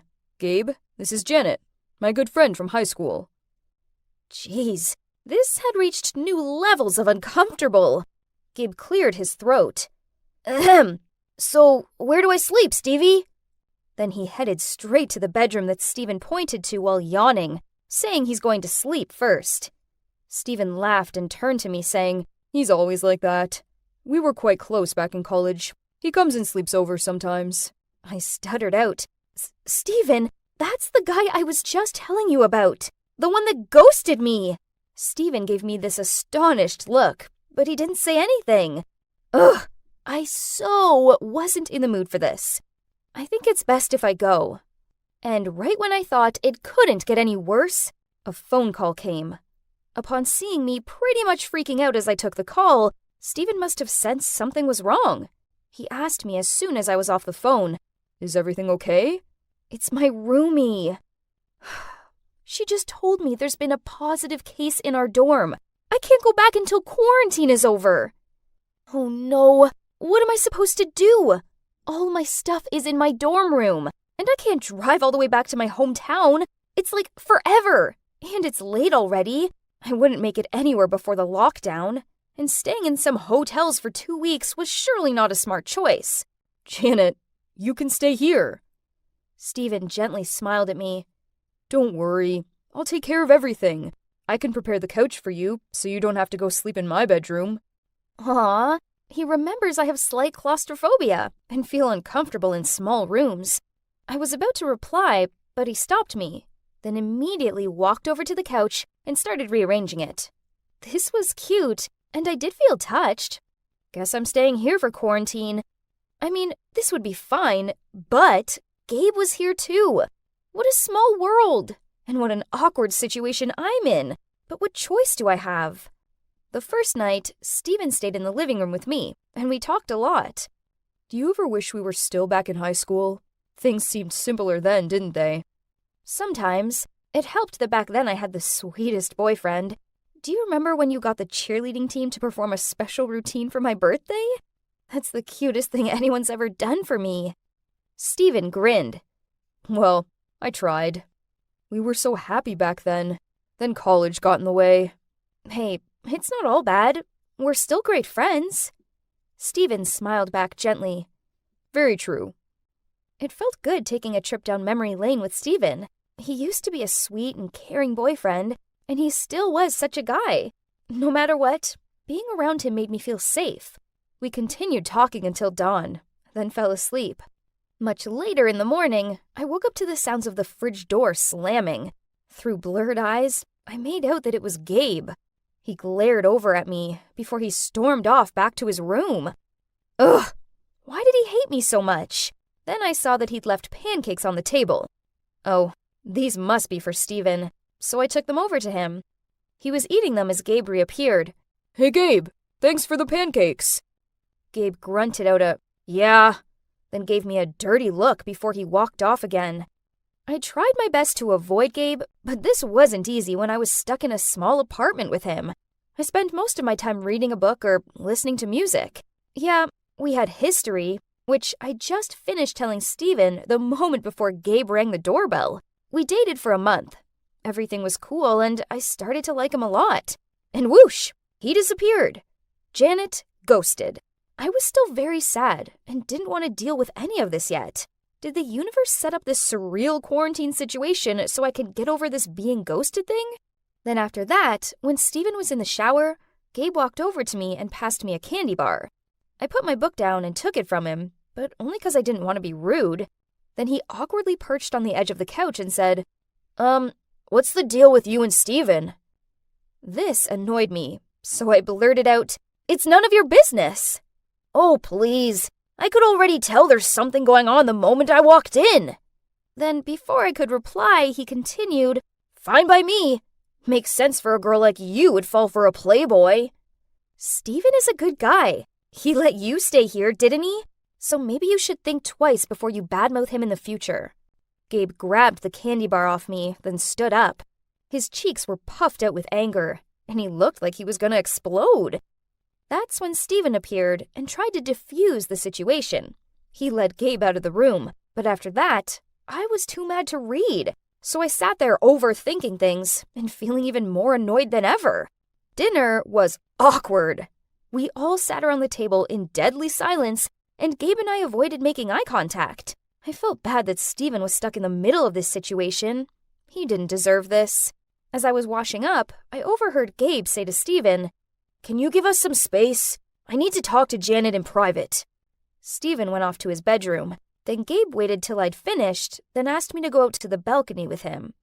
"Look, Janet, you're smart, beautiful, and very independent. I fell for you right on the first date." Ugh, right. Good luck fooling me one more time. I'm so over it. Seeing that I wasn't taking him seriously, Gabe continued. "I really mean it. That's why you're totally out of my league. I was too cowardly to tell you this, so I decided it'd be best to just disappear and let you forget about me." What? Was he being real? I had no idea he thought that way. He apologized for what he did, and I told him I forgave him. Okay, so maybe Gabe wasn't so bad after all. He's just really insecure. This sucks, as we got on so well. After our conversation, I felt less awkward around Gabe. He started doing cute things for me, such as leaving snacks with a little sticky note that had some cute doodles on it on my pillow, bringing me juices, and showing me funny memes on his phone. I mean, this didn't make up for what he did, but we were confined in a small space together, so politeness doesn't hurt, right? But then Steven started being weird. Whenever Gabe did anything nice, Steven would tut, snort, and on a few occasions, mutter out some rude comments such as, "From ghosting to stalker. Nice." Why was he being like this? Hey, don't tell me that he's jealous of Gabe. Great. Out of the frying pan, into the fire. Then, one lunchtime, Gabe made us French onion soup. As he passed it to me, Steven shook his head and, laughing, said, "That stinks. This is a poor attempt to impress Janet. FYI, she hates onions." "What do you mean? I'm not trying to impress anyone." "Oh, please. I know you still have feelings for Janet, but you're no match for her." I watched them with a poker face, since I couldn't process what was going on. Then Steven turned to me, boldly said, "Janet, so many things have happened and changed, but one thing is still solid. That's my feelings for you. Don't waste your time with this kid." Wow, I sat there perplexed. What was that? And wasn't Steven a little too mean there? This was a side of him I hadn't seen before, and I didn't like it. "Stevie, what is this? I thought we were bros." "Yeah, relax, we are. Look, we both like Janet, so she just needs to decide who she wants. So, who's it gonna be?" OMG, this is just like that Twyla Sega situation. I have to choose between two totally different guys. Ugh, I hate it. Both this situation and that series. And honestly, I don't like the immature way they're acting now. How dare you two create this whole dilemma by yourself and put me in the middle of it? I choose neither of you, okay? You both had a chance with me and you both let me go. I want to stay friends, but that's it. I stormed off, thinking this would be the end of it. Oh, how wrong I was. One time, I was watching a movie alone and got up to go to the bathroom.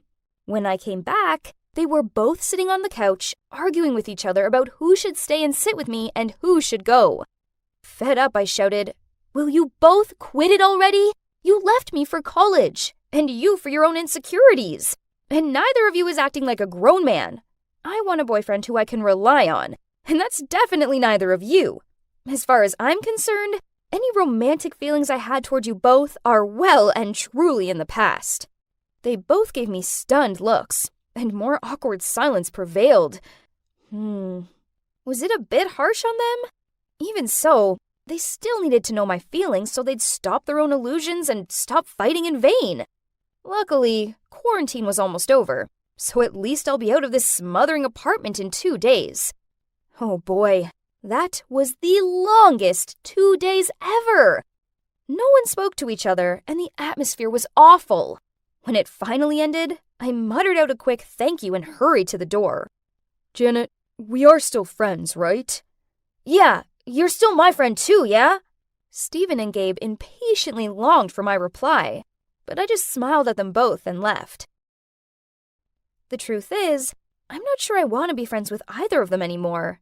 The last 2 weeks were so weird and messed up that I can't think of anything further. So, for now, I'm just gonna enjoy the relief of getting out of that bizarre being stuck with two exes scenario first, right? Hi, I'm Addison, but all my friends call me Addie. I'm just an ordinary girl who doesn't have any particular talents, but there is one thing I do have. That is... Oh, why don't we just watch the video to see what it is? This is my older sister, Olivia. She's beautiful, isn't she? She's also an amazing singer and has a talent for art. She can pretty much draw anything.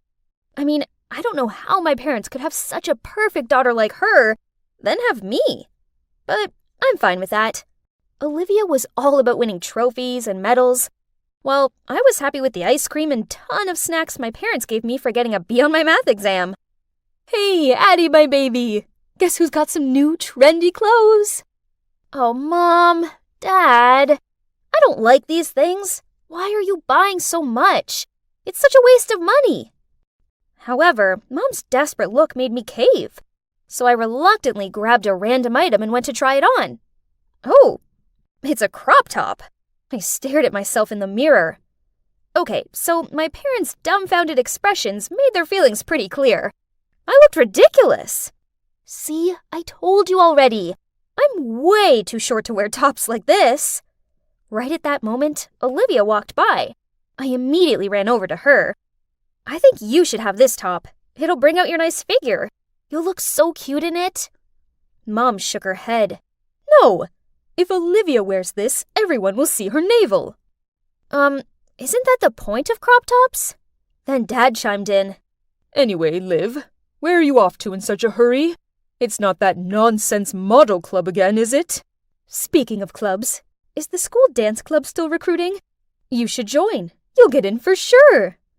My sister rolled her eyes, then left, slamming the door behind her. I loved my sister, but she just seems to find me annoying. She was like the ice queen, always shutting me out. She never allows me to borrow her clothes or to touch her stuff, and if I ever try to go into her room, she freaks out. It's not that she's mean as such, but she tends to act like I don't even exist. It's okay. I mean, I'm kinda used to it. I live my own life and she lives hers. So that's why when I got my first cell phone and started to use social networks, I didn't try to search for her profiles, though I knew she was on all those platforms. That evening, my mom asked me to go upstairs to call Olivia for dinner. No answer. So I began pushing the door open. She suddenly appeared from the bathroom and yelled, "Hey, what are you doing? You know you're not allowed in my room." I knocked, but you didn't answer. Mom says it's dinner time. She hissed at me and shooed me away. Ugh, why did she have to treat me like I was some pest? The way she was so weird about her room was annoying. Maybe she was hiding something in there? Nah, probably I was just overthinking this. Olivia was always like this. Life went on, and my sister, well, she continued to distance herself from me. But then one weekend, I walked downstairs to find her cheerfully humming a song as she danced around the kitchen. When she saw me, she smiled and said, "Morning, sis. Come sit here. I made you breakfast." Okay, this was weird. I cautiously sat down and kept looking at her. Why are you so happy? And where are Mom and Dad? Mom and Dad just rushed off on some work thing. Then she put the plate in front of me, grinned, then continued. Mom made cookies this morning and told you to take them to Grandma's. Tell her I said hi. Oh, you're not coming with me? No can do. Sorry, I've got work to do. She continued to look at me, and I got the feeling she wanted me to hurry up. Before I'd even finished my toast, she passed me my jacket and bundled me out of the door. Having no choice, I made my way to Granny's while in deep thoughts about how odd this was. Until I realized that I didn't even have the cookie bag with me. I'd left it at home. Gosh! I immediately rushed back. But, why was there a strange car parked outside my house? I lingered back and watched as a middle-aged man got out of the car. Before he even got to the door, Olivia opened it and smiled at him. I dove behind a bush so I could carry on watching. Huh? Why was he handing her flowers and a gift box? She happily took them from him and even leaned into his ear and said something. Oh my God! So this explains my sister's strange behavior. They're a couple, aren't they? I never thought that my sister would be interested in an old man like this. Shocking! But wait, what if he's deceiving her? As Olivia may look sharp, but she's actually very innocent. If that was the case, I would beat him black and blue. But this was just my speculation. I can't hastily act without knowing the truth. So I decided not to let them know that I was there, and quietly entered the house through the back door to get the cookie bag. Later that day when I arrived home, my sister was back to her Ice Queen self. She was cooking in silence, so I told her Grandma said hi, and she just grunted, then carried on stirring her soup. I needed to find out what was actually going on. The perfect opportunity arose a few weeks later, when Mom and Dad went away on a weekend trip. I told Olivia I was meeting some friends for a picnic, but this was a lie. I actually hid in my faithful hiding spot and watched. As expected, the old man showed up and Olivia let him inside. The door was ajar, so I tiptoed inside and heard them laughing in the living room. I peeked in, and to my astonishment, my sister was sitting on the couch wearing the weirdest outfit ever. It was those kinds of clothes that only catwalk models wear, and most of all, she had this heavy makeup on and looked like a totally different person. The strange man was sitting next to her. Both of them were looking at her phone and laughing happily. Oh gosh, now everything was clear. From her reserved nature to her seemed-to-be secret room, it was all so she could continue to hide this age difference love story. I didn't know how to react now. I just kind of felt bad for her because she had to hide it. I mean, this was her home, and we were her family. We might not have been close, but she was my big sister, and I wanted her to be happy. If this love was real, then I fully supported her. And if this guy turned out to be bad, well, then I'd protect her to the end. My parents returned that evening, so I set up a family movie night. A great idea for family bonding, right? I chose a romantic movie in which the main actress is much younger than her boyfriend. In the middle of the movie, I turned to my parents and asked, Mom, Dad, if you were their parents, would you allow that relationship? They gave me confused looks. Then Dad immediately asked, Hey, Addie, don't tell us that you're in love with an old man, huh? This startled me, but before I could say anything, the doorbell rang. I was about to go open the door, just to avoid answering Dad's question, but Olivia was faster. Not long after that, she turned back and shouted at me. Addie, how dare you touch my phone? What's up, Liv? Who's at the door? Go ask your dear daughter Addison. She gave me a dirty look, then stormed up to her room. My parents immediately bombarded me with loads of questions. What's happening here? Who was the one ringing the bell? Why that manner of Olivia? Okay, the one who rang the bell was Olivia's boyfriend.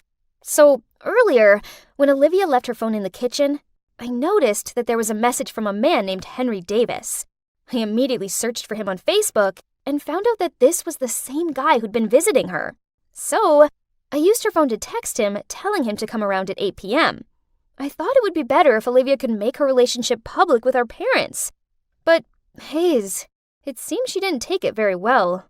Anyway, now I had no choice but to tell my parents everything. Their faces dropped, and without saying anything, they ran upstairs and banged on Olivia's door. But there was no reply. Instead, all of us heard a rattling sound from the back door, and Olivia had fled. Our parents' faces turned red, while I felt so guilty as I not only wasn't able to help her, but only worsened the situation. The next day, Olivia still hadn't returned. She also didn't show up for school, which caused my parents to freak out. Then I suddenly thought of Henry. Right, why didn't I think of asking him from the beginning? So I immediately contacted Henry and asked him to help find Olivia. That afternoon, when I just got home from school, I saw Henry driving off. There was a note stuck to the door saying Olivia was fine, with an address below, and it also said if we come there at 9 a.m., we'll see Olivia. The next morning, we showed up earlier than scheduled. Huh? It was a studio, and just like Henry said, Olivia was there. She looked so glamorous and was so busy prepping for a photo shoot that she didn't seem to notice us. Henry welcomed us and started explaining everything that made my parents, as well as me, speechless. Turns out, the truth was far from what I thought. He was not her boyfriend. Instead, he's her manager. He saw Olivia's potential and guided her to become a photo model and a TikToker. The flowers and gifts were from the brand she was working with. And the other day, she wore that outfit and makeup for a TikTok video. After the shoot was over, we walked over to her. But she took one look at us and ran away. I managed to catch up with her, then said, "Sis, why didn't you just tell us the truth? We're your family. We'll always be on your side." "On my side? Really? You have no idea what it's like to be an outsider. It doesn't matter how many competitions I win. I'm invisible, while you get praised for just getting an okay grade on a math test. I want to be a model, but they don't want that for me. They want me to be miserable. I'd rather leave that house to do what I love." I was dumbfounded, and so were Mom and Dad, who by this point had caught up with us and heard everything she'd just said. Dad hugged Olivia, then in an emotional voice said, "Olivia, it's not that we forbid you from doing what you want. We were just worried for you. We just know that this industry can be complicated, and we don't want you to get hurt." "That's right. And it's not true that we love Addie more than you. You just excel at everything, and we just didn't want Addie to feel insecure. We're really sorry, Olivia. We all love you." "Oh no, Mom, don't worry. I never felt that way. Actually, I've always admired Olivia, and it made me sad when she ignored me." Olivia burst out crying, and our whole family hugged each other tightly. "Sorry to interrupt, but you must have had some idea about Olivia being an internet star already, right? I mean, it's easy to tell from her social networks." I shyly said, I don't follow any of her accounts. I thought she just wanted me out of her way." Henry then patted my head and showed us Olivia's social media accounts. And wow, she had millions of views and followers. We all watched some of her TikTok videos together, and she totally rocked it. Seeing how much this meant to her, my parents came round to the idea of her being a model, and they even thanked Henry for helping her. Then Olivia came closer to me. "Hey, Addie. I'm sorry for being so cold in the past. Turns out, you love me so much and will support me regardless. At least now if I really fall in love with an old man, I don't have to worry, right?" Then everyone laughed. Oh, even though my plan didn't, well, go exactly as intended, I still call it a success, because it all ended out great in the end. You thought it was all finished, huh? Nope, not yet. There's one more thing I want to show you guys. That night, for the first time, Olivia let me go inside her room. Wow, it was like a mini studio with expensive flashlights, a ring light, and a camera. And her clothes and makeup collection were super impressive. Oh, do you remember what I said at the beginning of the video about being an ordinary girl? Well, that hasn't changed. But now I can confidently say that there is one thing I do have, and that's an awesome big sister who loves me unconditionally. Hey, my name's Vivian, and I hate my sister. Yeah, I know, you probably think I don't mean it, but I do.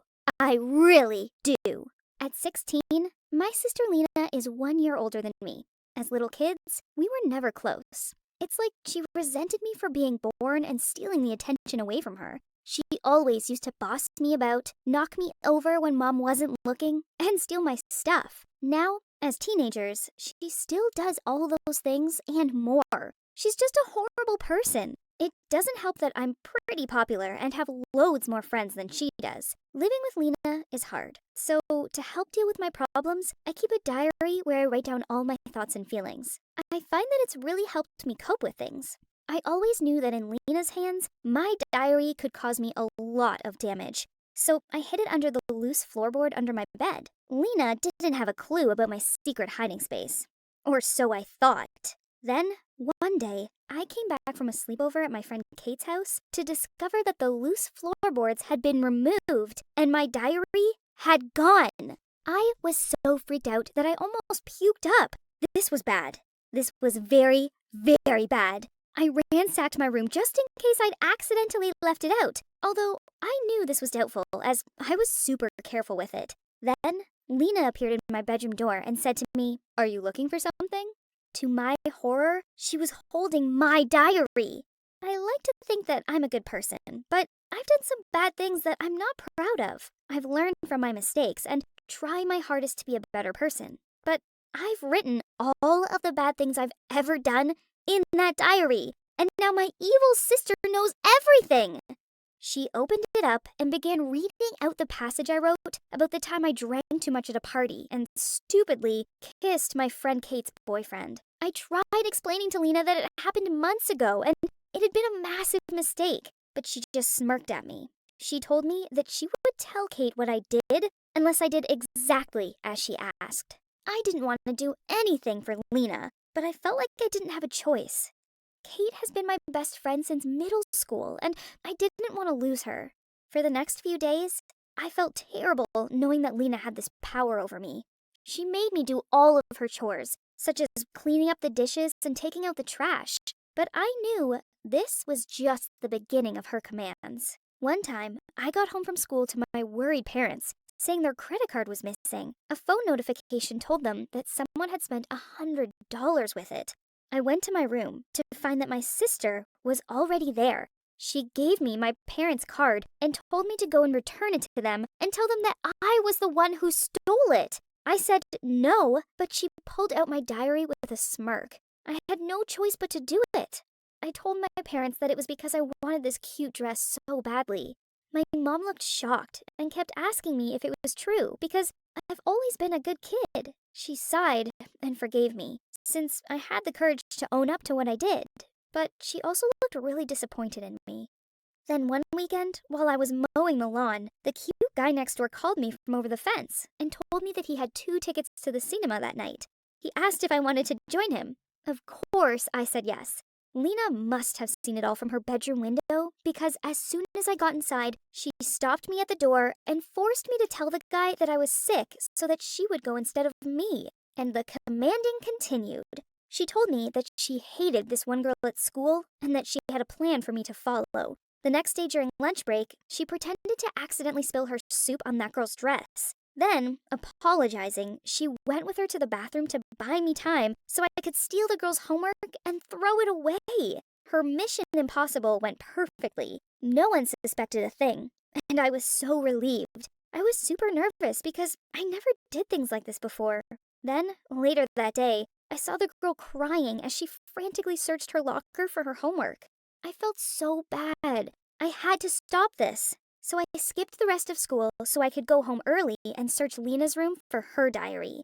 I looked everywhere, but it turns out my evil sister wasn't dumb enough to keep one. Worse still, she knew that I'd been in her room, and she told me that as punishment, I had to cut my waist-length hair to my chin. Otherwise, she would not only tell people that I kissed Kate's boyfriend, but also that I stole that girl's homework. I'd been growing my hair out for years, but she'd ruined her own hair with bleach and messed it up. She was only making me cut mine out of spite. As I was walking to the hairdressers in town, Kate rang me up. I started crying and told her that Lena was blackmailing me with my diary entries and that she was making me cut my hair. By the time I arrived at the hairdresser's, Kate was waiting outside. She told me that this wasn't right and that I should only cut my hair because I wanted to, not because my sister was making me.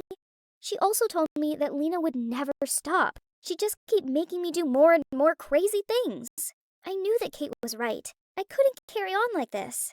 I was constantly on edge at what Lena was going to make me do next.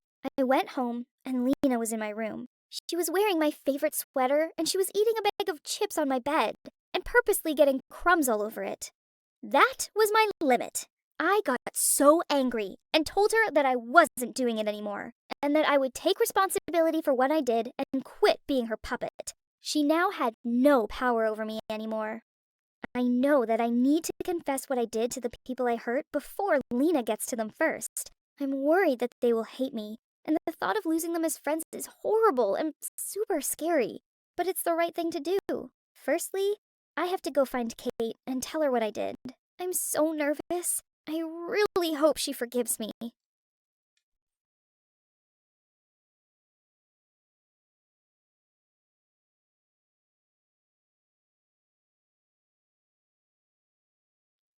Hey, my name's Camilla. So, there's something bad I did. I'm now super ashamed of it. Anyway, I'm a different person now, and I'm telling you guys this so you hopefully won't make the same mistake I did. I was the popular girl in high school, along with my best friend, Lisa. Both of us were pretty well liked, but the other kids seemed to like me more than her. I guess she knew this, and it meant we low-key competed against each other on everything. From wearing the cutest outfits to getting the hottest boy's attention. I suppose it kinda made us frenemies. So prom was only a few weeks away, and I had the prom queen crown in my reach. But then I heard a few lame rumors circulating about me, such as how I'd kissed Rita Stone's boyfriend behind the bike shed, and how I'd been the one writing the really mean comments about the other girl on the bathroom cubicle wall. I tried to shrug these ridiculous rumors off, but it seemed like everyone else believed them. Worse still, I had this inkling that Lisa, who was sickeningly sweet to my face, had something to do with the rumors. After all, I know how eager she was to be prom queen. Things went on for a few days. Everyone whispered and pointed at me as I walked by. I was so mad, especially as Lisa continued enjoying life and pretending to pity me. I'd had enough. So that day during lunch break, I stomped straight towards her in the cafeteria. We had a huge fight, yelled at each other. I then threw my carton of milk at her, then carried my lunchbox to another table in the corner. I was sitting there alone, crying, when someone tapped on my shoulder. It was Aubrey, asking me to join her table. Aubrey and I go way back, as she was my old childhood friend. But ever since middle school, she's a bit of a loser, so I hadn't spoken to her in a while. I agreed, and followed her to another table in tears. Her group of friends are a bunch of nerds, and I've probably teased some of them before. Awkward. As I sat down, I noticed this one guy, Scott, who was also kinda out of place. He's too good looking for this table. He made hanging out with the losers so much easier. As we all were chatting, I've already thought about how me and Scott would make such a cute couple, and we could rule this group. Of course, I was still so mad with Lisa, so I came up with a plan to get my revenge. I asked the nerd crew of Aubrey to help me ruin the prom. If I couldn't be prom queen, then I wanted to destroy it so Lisa couldn't have it either. I convinced them by going on and on about how they should stand up for themselves and defeat the popular mean girl. Lisa. As her latest victim, I guess I've delivered a pretty inspirational speech that got them all hyped up to join me. The nerd crew's smart, so it'd be easy for them to mess up the electrical system at prom, switch the music playlist to something funny, ruin the drinks, pour down a bucket of water on the winners as they announce prom king and queen on stage. While preparing for the big day, I hung out with them more and more, and I'm not gonna lie, it was pretty fun, and I kinda liked them. They didn't do the whole fake friendship thing like I'd had to endure with Lisa, and it made life so much easier. Along with my revenge plan, I also had another operation going. Scott. Remember? I decided to make a move and flirt with him every time we met. I saw Aubrey secretly peek at him from time to time, so I once jokingly asked her if she liked him, and she blushed and blurted out a tiny, yes. Poor Aubrey, as he was way out of her league. One day, I asked Scott to accompany me to go buy some stuff for our prank. While we were in the car, I asked him why he joined the group, as they're all losers. And he said it's actually because he liked Aubrey. So hanging out with this group meant he could spend more time with her. Plus, the others were actually fun too. I got a little mad that he actually liked her, so I told him, such a pity, but you're not Aubrey's type, as she's into girls. I reached across and touched his arm, and then told him that if we dated, we'd be the hottest couple. I'd be the most popular girl again, and he too would have the fame he deserved. Forget those nerds, as they were dragging us both down. He stayed calm and told me to stop, but I kept flirting with him until he dropped me off at my house. Finally, the big day came, and I arrived late to prom because I only wanted to see the grand finale of Lisa being soaked on stage. As I walked into the venue, I expected it to be a mess. Flickering lights, lame music, and people complaining about the drinks. But everything looked fine. I didn't get it, so I found one of the nerds and asked them how the plan's going. But he just shrugged and danced away. I was a bit furious. But then it was prom queen announcing time, which, unsurprisingly, Lisa won. I excitedly waited for the humiliating water shower to follow, but it didn't happen. What was going on? We'd had our group meeting yesterday to make sure everything was ready. I was so mad. I screamed at a guy from the nerd group, and he said maybe I should check it myself. I then got on stage to check when everyone was starting to leave.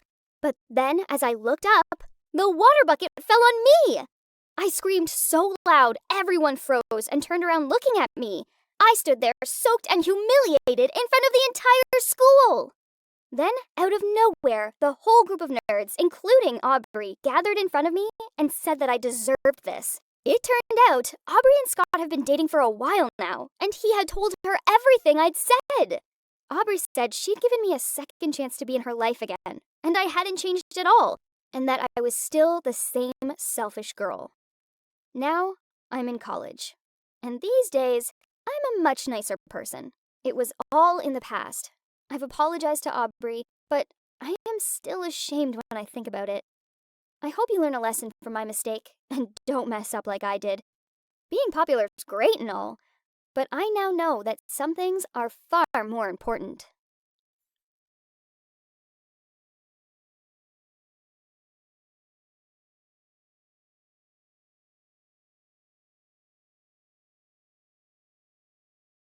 The rich socialites chilling in their family luxury resort was a sight to behold. Grayson Andrews, the heir of the giant Andrews Corporation, who was just back from his Europe tour, and his sister Veronica was the notorious I want it, I get it girl. Ahem, this orange is oversweet. But, miss, this is fresh orange with no added sugar. Whatever, add some salt or anything. Immediately. And bring me a sandwich with the beluga caviar here too. Yes, miss.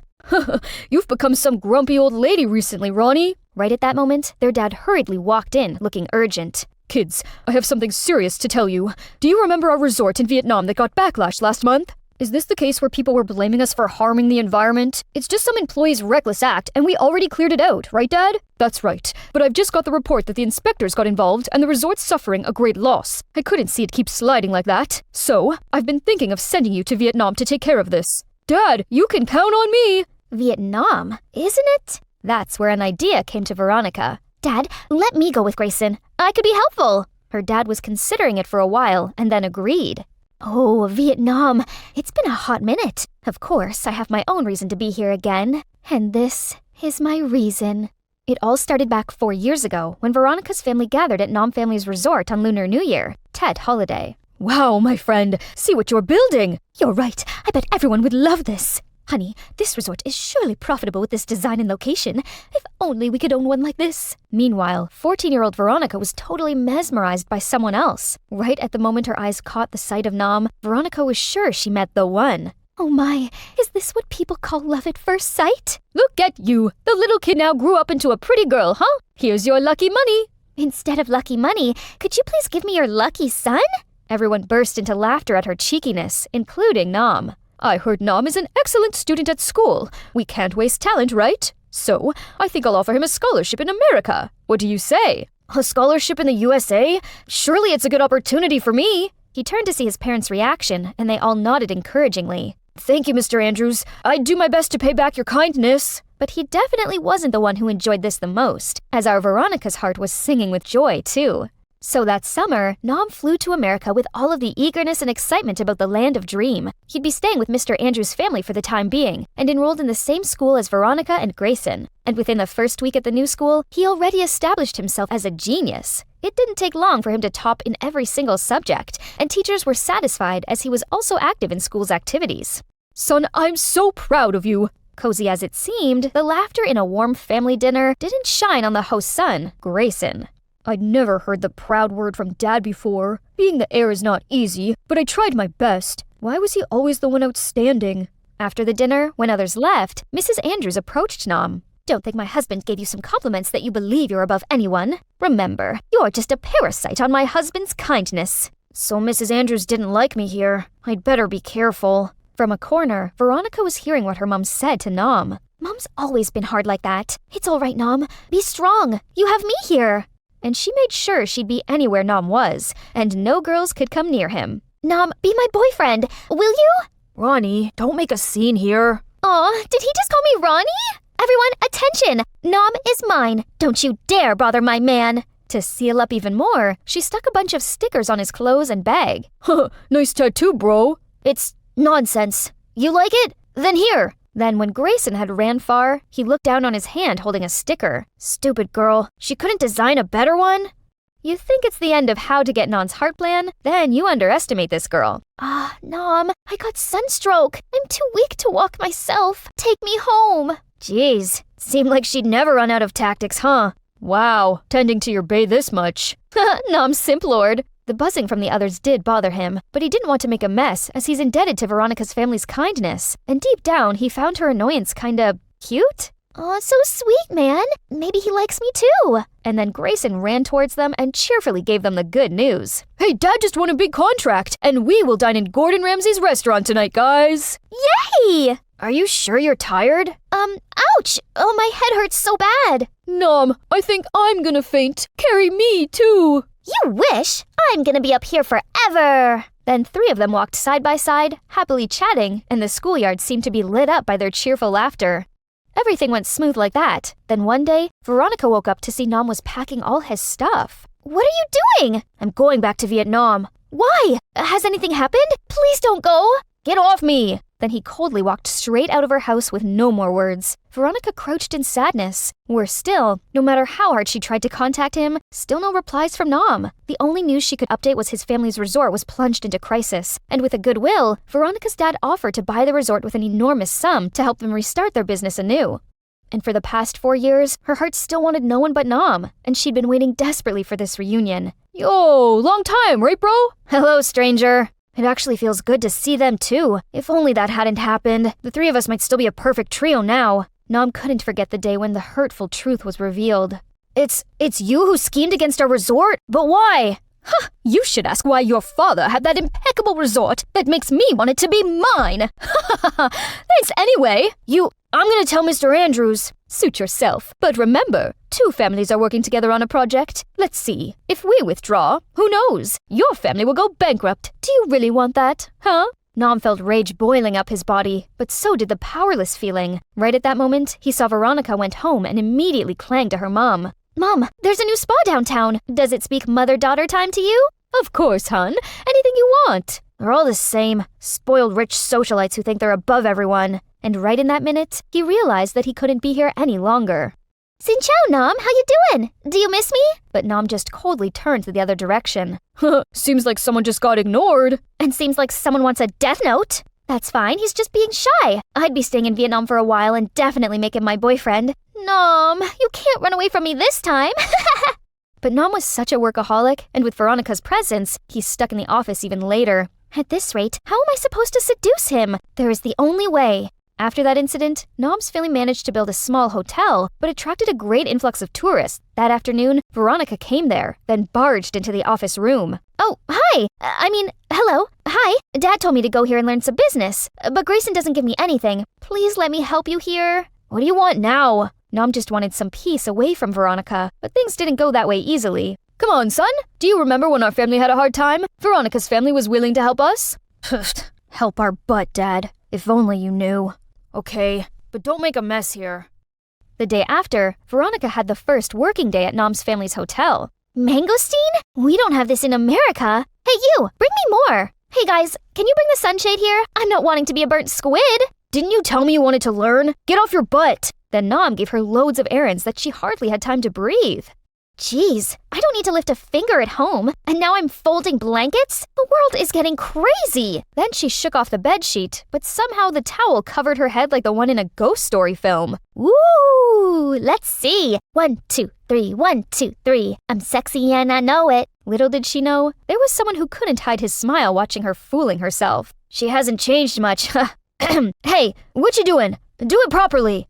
Later, Veronica was dragging her aching body back to her family's resort after her first working day. Oh, I can't feel my hand anymore, and my feet hurt running around. Stop whining, Ronnie. It's nothing to what I've done today. Planning the strategies, promoting the services, blah, blah, blah. Grayson turned around to see his sister already sleeping like a log. He gently put the blanket on her when he received a phone call from Mom. Hi, Mom. I'm doing just fine. No need to worry. Hey, I heard Nom's family's hotel is doing good, right? But right at the time our resort suffered? Coincidence can't explain this properly. Grayson, I'm sure he planned to get this revenge for the past thing. I don't think he's that much.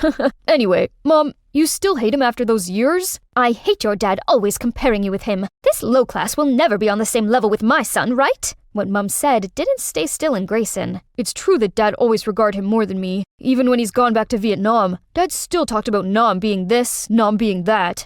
Next morning, Veronica got up and freaked out that she'd overslept for more than 2 hours. When coming to the hotel, she received a glaring look from Nom and a long list of errands that seemed not to end. Gosh, I have to do this for how long? Finish it, and we're going out for lunch. Hearing that, Veronica diligently cleaned every corner of the hotel, making sure no single speck of dust left. Yay! Let's go for lunch! Huh?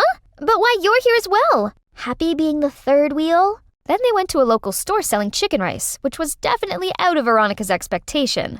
What the heck? Eating on the street? Nom, I don't like this place. I'm sweating like a dog already. Go to some restaurant and treat me with beefsteak. If you don't like it, then don't eat. No worries. I'm gonna take care of her plate. Come on. Okay, but you have to feed me. Feeling others' eyes on him, Nom had no other choice but to act along. At the first spoon, Ronnie didn't expect the taste explosion of the soft and tender chicken, as well as the gravy and rice. She immediately dug in the plate and finished in seconds. Slow down! No one takes your food. Then he gently wiped out the rice on her cheek, making her heart skip a beat. Later, Veronica and Nom took a stroll around Han River. You ask about Grayson? Veronica successfully cut the tail and made him stay still in a coffee shop. Ow! Vietnam summer is definitely like a giant oven. Aha! How about the classic move? Then Veronica wobbled like a jellyfish, aiming to fall into Nom's arms, but he suddenly walked away, leaving her landing face right on the ground. She scrambled up to see he was already chewing the fat with some random girl over there. Veronica immediately stormed in like a crazy bull towards the girl. Hey, who are you? I'm Nom's girlfriend. You better stay away from him, or else. Sorry.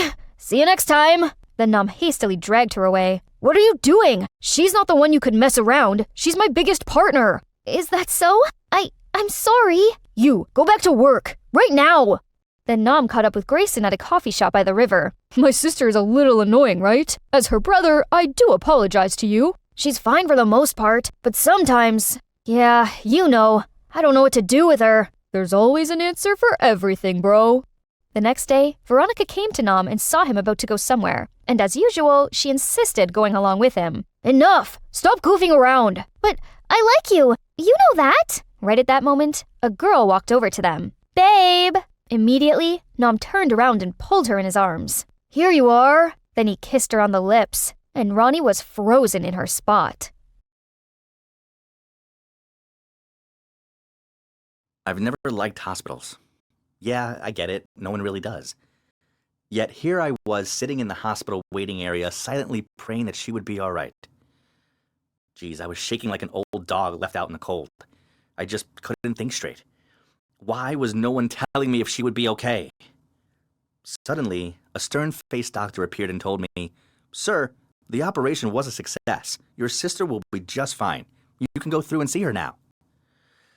I didn't know whether to burst into tears because of relief or to run away because of fear. Finally, I still went to see her. She blinked open her eyes, then fixed them on me, and in a groggy voice said, "Who are you?" I get it. My appearance unnerves people. I've never been a looker, and this scar sure doesn't help.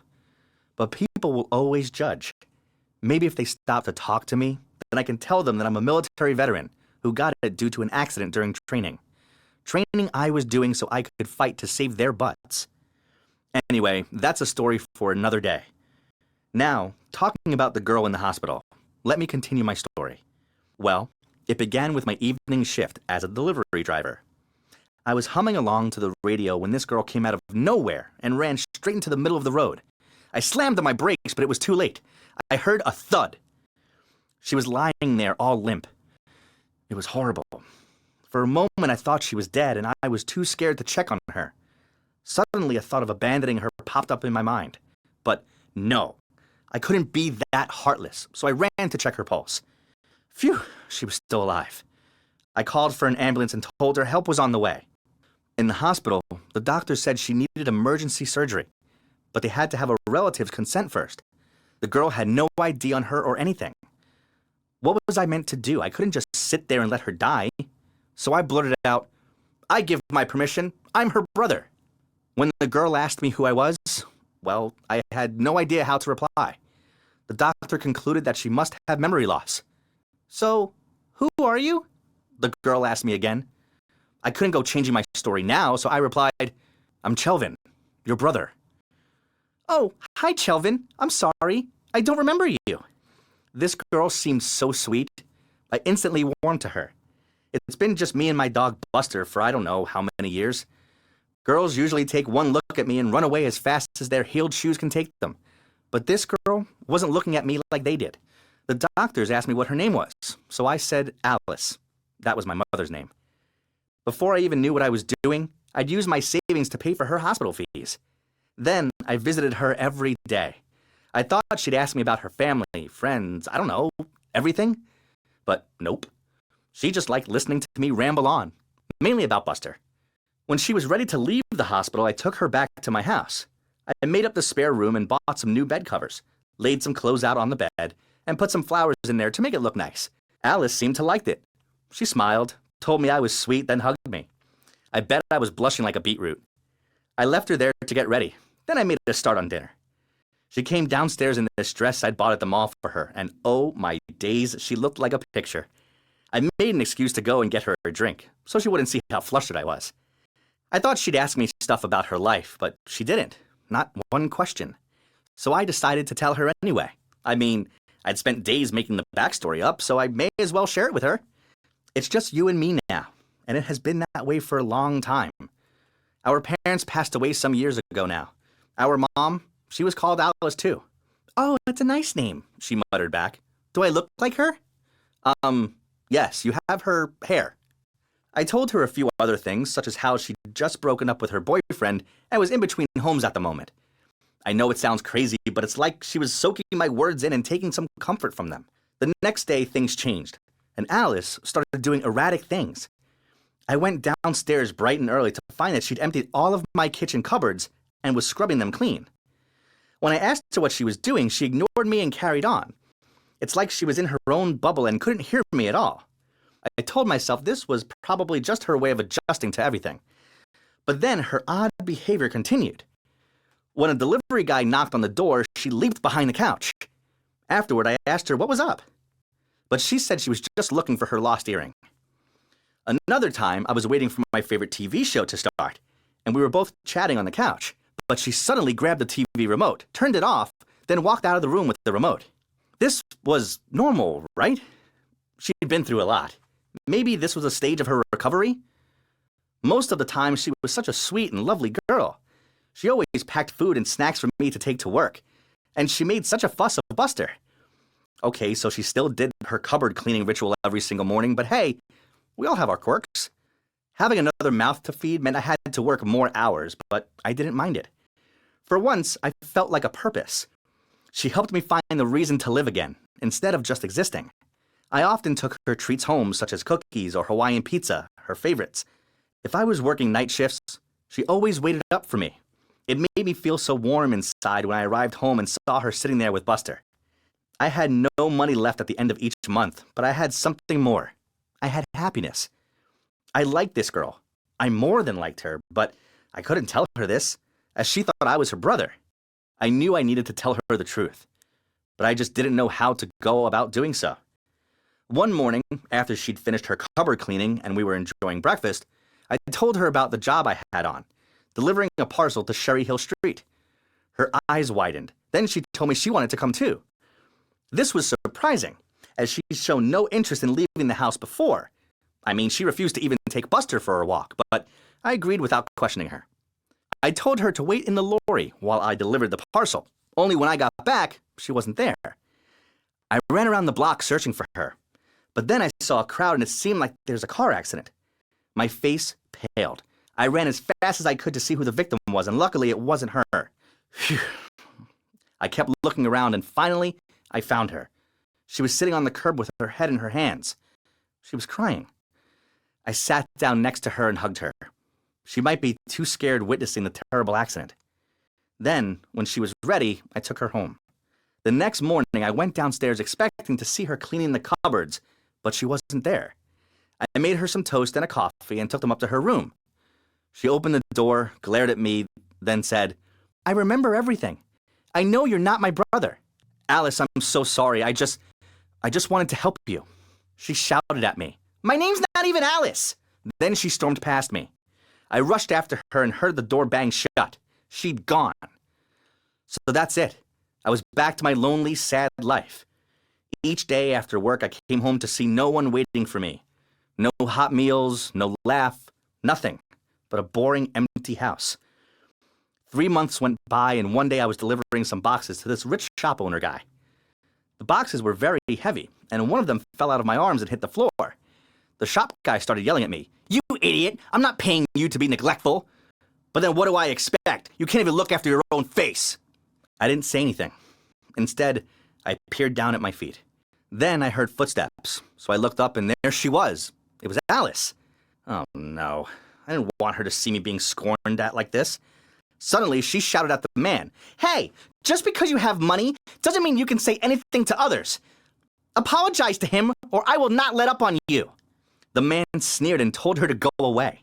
I couldn't deal with this, so I walked away. But Alice rushed after me and called out to me, "Please, Chelvin, let me tell you the truth." I stopped walking, and that's when she told me everything. It turns out she'd never lost her memory. She faked it because she wanted to escape her miserable life. Her husband was a cruel man who cheated on her, beat her, and controlled her. He was a famous TV presenter, which is why she turned off the TV that time, as she'd seen him on there. She hid when the doorbell rang, as she was terrified it'd be him, and she tidied the cupboard every morning out of habit, as if she didn't do it back home, he would beat her. What? This was crazy. I needed answers. So I asked her, "So you faked regaining your memories? And that outburst, it was all a lie?" "Chelvin, I'm so sorry. I knew I couldn't drag you into my personal life anymore. I used to live in Sherry Hill Street. That's why I came with you. I found out my husband thought I was dead, so he married another woman. I made him sign the divorce papers and set me free.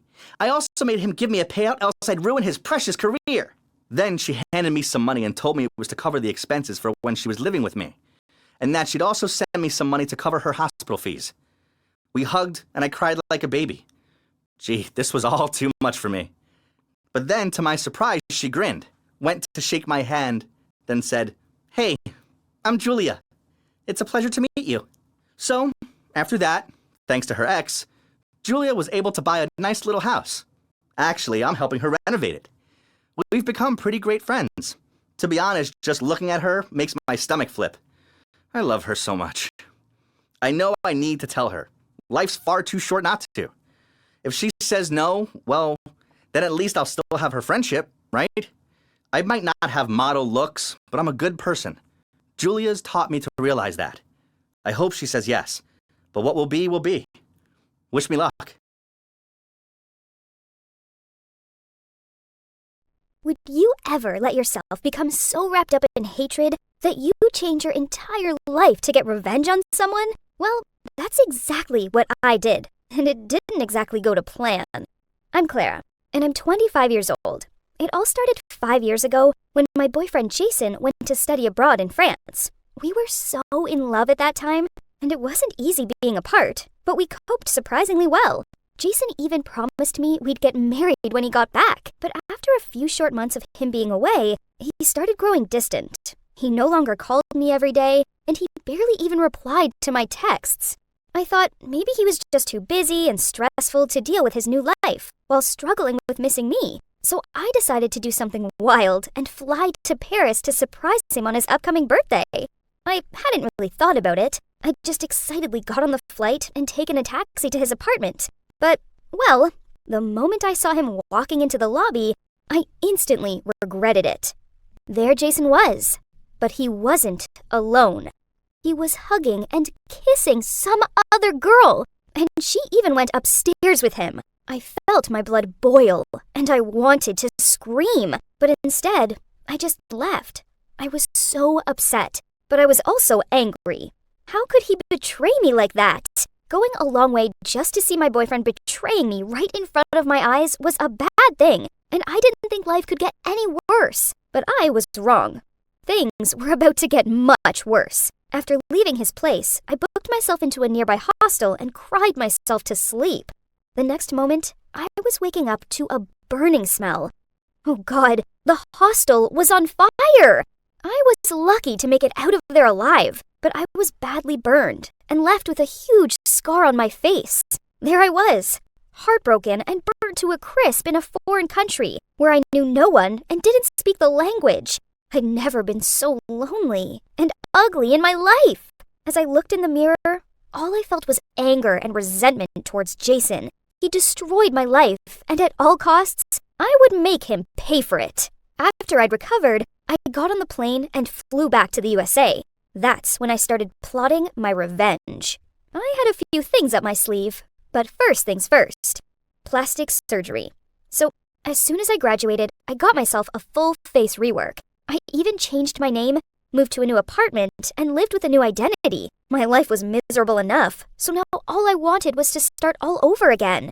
And it worked. After the surgery, I turned into a completely different person, just like I'd wanted.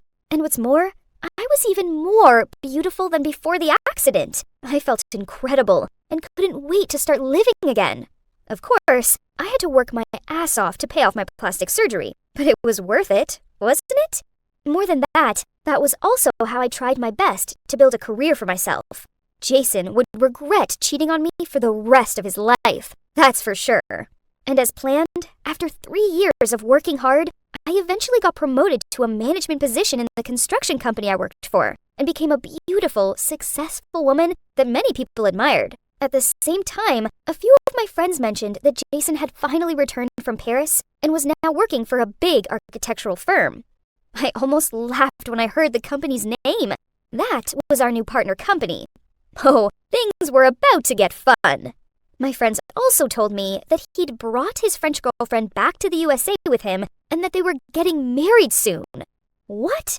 He was about to get married? They seemed so happy together, huh? No wonder that for all these years, he hadn't tried to contact me once. After I caught him cheating, I just disappeared. I could have been dead for all he knew. But he didn't seem to care. This made me hate him even more. There was no way a traitor could live happily like that. I couldn't wait any longer. It was time to put my plan into action. So I told my boss I'd work on the project with Jason's firm. At least this way, I'd have an excuse to approach him. At that first meeting, I made sure I looked as beautiful as possible and waited with bated breath. Of course, Jason didn't recognize me. And well, would you believe it? He kept looking at me and flirting with me.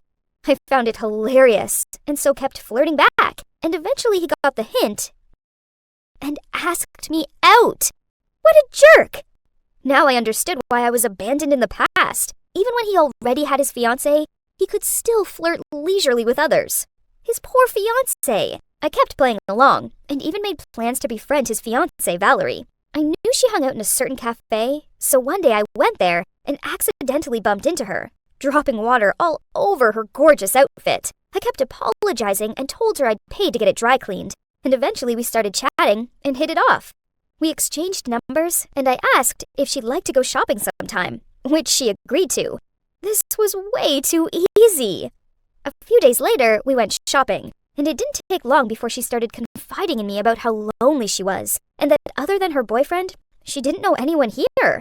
I smiled sweetly and told her I'd happily be her best friend. At the same time, Jason and I were dating. I pretended to fall for him, even though inside I was furious at him. I even told him I'd share some confidential work documents with him if he pampered me and treated me like a princess. He seemed totally in love with me and spent all his spare time taking me out to dinner and buying me expensive gifts. It seemed like he was no longer interested in Valerie. Obviously, Valerie came to me and told me that she was very sad because the wedding was coming soon, but her fiancé was just cold and acting weird. On the one hand, I comforted and encouraged her, but on the other hand, I seduced Jason and took most of his money. He'd even put my name on the house contract, so technically, I owned his place. You know, I wanted Jason to feel the pain of being betrayed by the person he trusted. Then one day, Valerie called me in tears and said she suspected her boyfriend was seeing someone else. I asked her what her boyfriend's name was and where he worked, and said she didn't need to worry. I'd help her find out.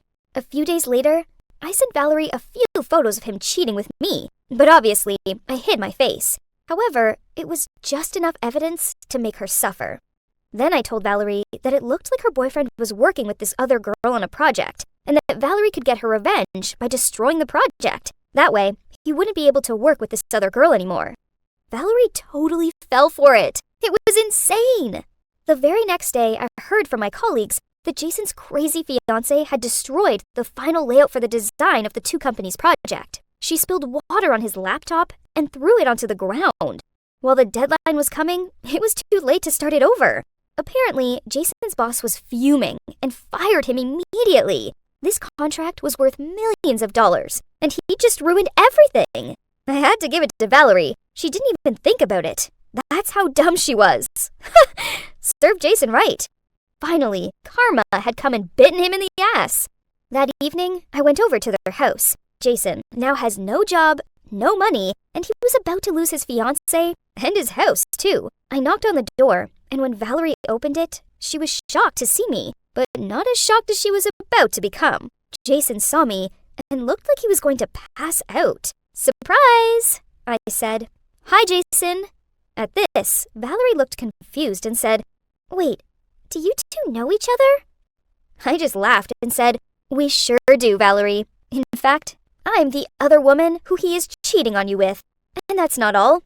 I'm actually Jason's ex." Then I turned to Jason. "That's right, Jason. It's me, Clara. Valerie, when he came to Paris, he was dating me, and then he cheated on me with you, so I've been getting my sweet revenge." Both of them looked completely stunned, and instead of shouting at me, they started fighting with each other. Valerie was screaming. "How could you?" Jason shouted back, "You're crazy! If you hadn't ruined my laptop, things wouldn't have been like this." "Oh, really? If you hadn't cheated on me, I wouldn't have done that," Valerie said, while bursting out crying. Pretty soon, she found out that the house belonged to me now, and all of his money, and that's when all hell broke loose. I just stood there, admiring how great my revenge had played out. Eventually, they broke up with each other, and I decided to kick them out of the house. So my cherished revenge plan for the past few years has been successful. However, there was just one problem. The price I paid for it wasn't small. When I showed up at work the next day, everyone was whispering about me, saying the project I'd been working on had been a complete failure, and that it was all because I seduced the guy from our partner firm, even when he was about to marry his fiancée. It was a disaster. My reputation was ruined. I couldn't handle everyone being against me, so I resigned. I decided to spend some time at home for a while, trying to clear my head. I didn't get it. I'd spent years plotting my revenge, and now that it had finally been a success, why did I feel so bad? I'd been so caught up in ruining Jason's life. I hadn't thought how it would affect my life too. I'd been delusional. Above all, the joy and satiety of watching the two of them move out of the house was just temporary, and what remained after that was just a feeling of emptiness. What had I been doing? I was just ruining people's lives, especially with Valerie. She was so innocent in all of this. How could I have been so cruel? Then one day, as I was walking down the street, I saw her at the bus stop, and she looked so sad and thin, and it tormented me. That poor girl didn't deserve this. I couldn't just stand there and do nothing. I had to apologize. So I raced across the street, but by the time I got there, the bus had come, and she had gone. I decided to call her instead. I asked if we could talk, and at first, she refused. But once I said sorry and told her how terrible I felt about everything, she agreed to meet me. I was holding the keys to her old house, and as she walked towards me, I handed them over. She was surprised, but then I started to explain. Valerie, I'm so sorry. I didn't want to hurt you. It's just that Jason broke my heart, and for years, all I thought about was destroying his life the way he destroyed mine. I didn't realize you were so sweet, and now I see how awful I was to you. You don't deserve any of this. You trusted me, and I completely betrayed you. At first, Valerie didn't say anything. Then she started shouting at me, saying she thought of me as her best friend, and that she felt so pathetic for trusting me. At this point, I burst into tears. I was a monster. The minute I started crying, something changed in Valerie. She hugged me. I couldn't believe it. After everything I'd done to her, she still wanted to hug me. We were there hugging and crying and, yep, finally something good had come out of all this mess. I had a friend, and very quickly, this friend will become my best friend for sure. You guys, honestly, I don't recommend wasting your time on revenge. I threw away so many years of my life obsessing over hurting Jason, and in the end, it just hurt me and poor innocent Valerie.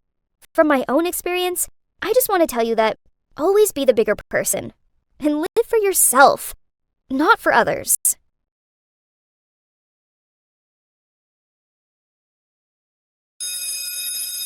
In high school, there are always those mean girls, right? Well, turns out I was actually the mean girl, and it took something really awful for me to realize it. You see, I'm a pretty average kind of girl. Average looking, average grades, and I guess you could say I'm a little chubby. Yeah, I'm that invisible, but thank God, I had some good friends, so it's okay. I'm content with my mediocre life. But one day, I received a note in my locker. There's even a heart on it. My heart started beating so fast. Could it be? I read on and couldn't believe it. It was from a guy called Dave, and he was confessing his feelings for me. He even left his phone number. I was stunned. And then I got to the bottom of the note, and reality hit me smack bang in the face. I'll be waiting for your call, Sarah. It wasn't for me. It was for Sarah. Of course it was for Sarah.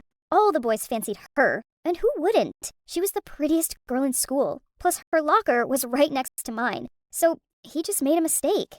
I was about to pop it in her locker when I saw her walking towards me. I tried to hide my disappointment that the note hadn't been for me.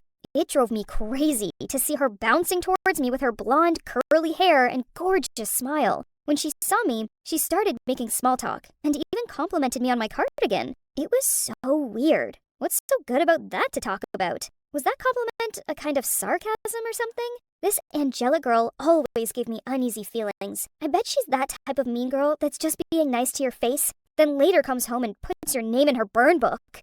After she walked away, I scrunched up the note and threw it in my bag. Later that night, I did something insane. I texted Dave, pretending to be Sarah. I don't know why I did it, but after a few texts back and forth, it actually became quite fun. I looked him up on social media, and I couldn't believe how handsome he was. He was a year older, and so his classes were in another building. No wonder I hadn't noticed him before. Even our cafeterias were in different buildings, so he'd probably never seen me either. Not that he would notice me anyway, though. I felt so wild messaging him. I'd never done anything like this before, and it actually felt quite fun to pretend to be Sarah. I could just talk to him so freely and didn't have to overthink if I was sounding like a loser. Because in those moments, I was Sarah, the most popular girl in school, and it felt amazing. It didn't matter what I said, because I knew that David thought I was Sarah, and so everything I said to him was funny or cute. I even told my best friend Clara what I was doing, and she was amazed that I had the courage to do such a thing. I showed her our texts, and she was like, "Wow, girl, you are crazy." I continued to text him, though, and eventually I found I couldn't stop. I didn't know how long I could keep it up before I got caught, but I figured I'd get bored before then anyway. But then one day, he asked me to meet him after school, and I froze. Obviously, I couldn't meet him, nor let him approach the real Sarah in real life. So I made up some excuse about how my parents were super strict, and I'd get in trouble if anyone saw us. But he insisted, saying he had a gift for me. So I told him to leave it on top of the vending machine for me instead. To my surprise, he thought this was a really romantic idea, and so he agreed. Throughout the next week, he left me a gift every day. One day, it was a small crystal in the shape of a rose. The next day, it was a book of poetry. That was sweet. I didn't expect such delicacy from a jock. And then he asked me to meet him at the basketball game that Friday. He sounded so serious. I guess his patience had run out.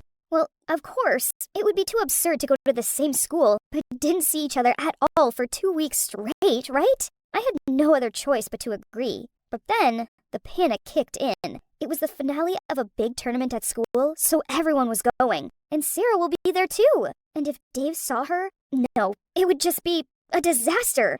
My life would be over if they knew what I'd been up to. I asked Clara what I should do, and she was like, "What? You haven't ended that catfishing thing yet? You need to tell him now, before it's too late." She'd called me a catfish. I was so offended, so I just stormed off and said I'd make my own plan without her help. I knew exactly what I was going to do. When I got home, I raided my mom's medicine cabinet and found it. Her laxative syrup.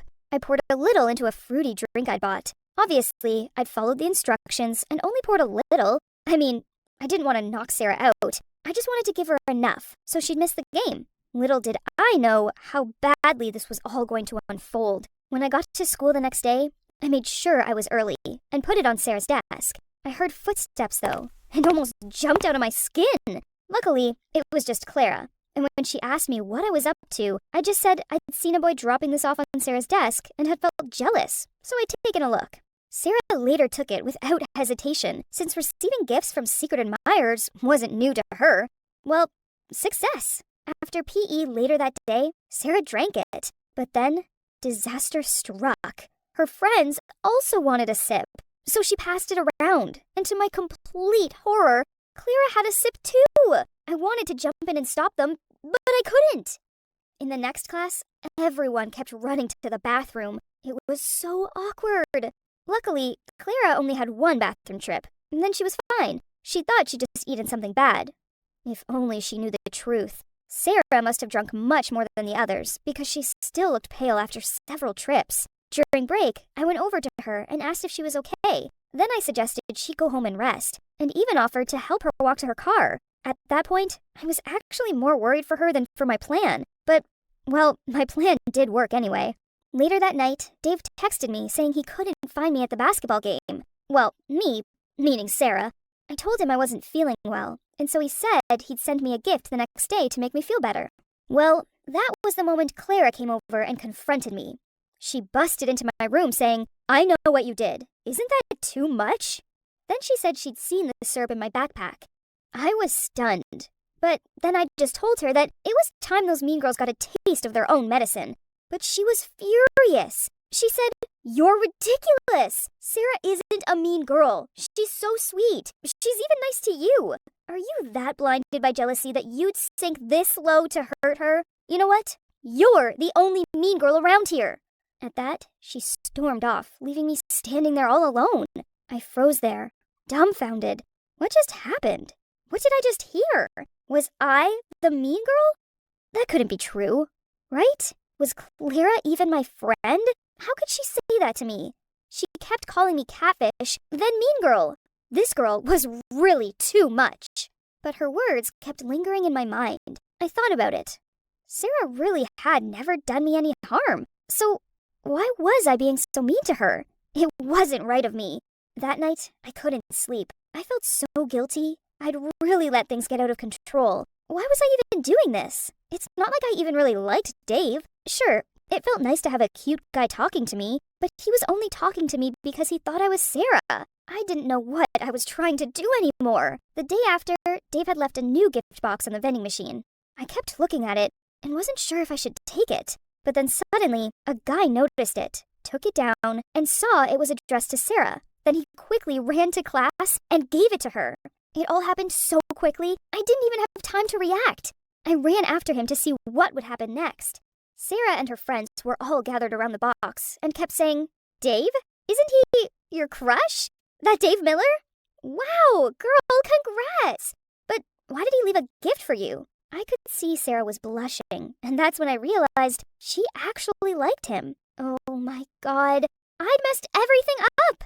She was so happy, which made me feel even worse. Clara was right. I was the mean girl, not Sarah. I had to act quick before Sarah found Dave and they both discovered the truth. I texted Dave and asked him to meet me at the park in secret. As soon as I arrived, I could see he was there already, excitedly waiting. I hid behind a tree from afar and called him, and then I asked him to let me explain first.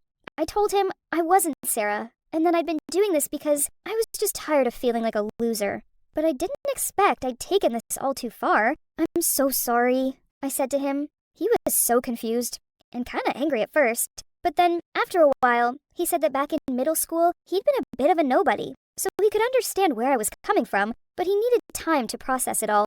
When he was about to hang up, I said, "Wait!" Then ran towards him and said I was the girl on the phone and that I had good news for him. That the real Sarah actually did like him too, and that all he needed to do was go and get her. He looked unsure and said, "You're not lying to me again, are you?" Then I said, "I swear, she's got the biggest crush on you. Please let me make up for this all. I'll help you." He looked so happy, and I felt better knowing I was helping this happy couple get together. They deserved each other. I even helped him choose out the next gift for Sarah. Yep, the actual Sarah this time. And ever since then, I kind of became his wingman. As for Clara, of course, I apologized to her and thanked her for being a good friend and for knocking some sense into me. And now, Sarah and Dave are officially a couple. And I even hang out with them sometimes. In fact, Dave's friend has been hitting on me. So let's see if anything happens there. Maybe I'll finally get a real boyfriend.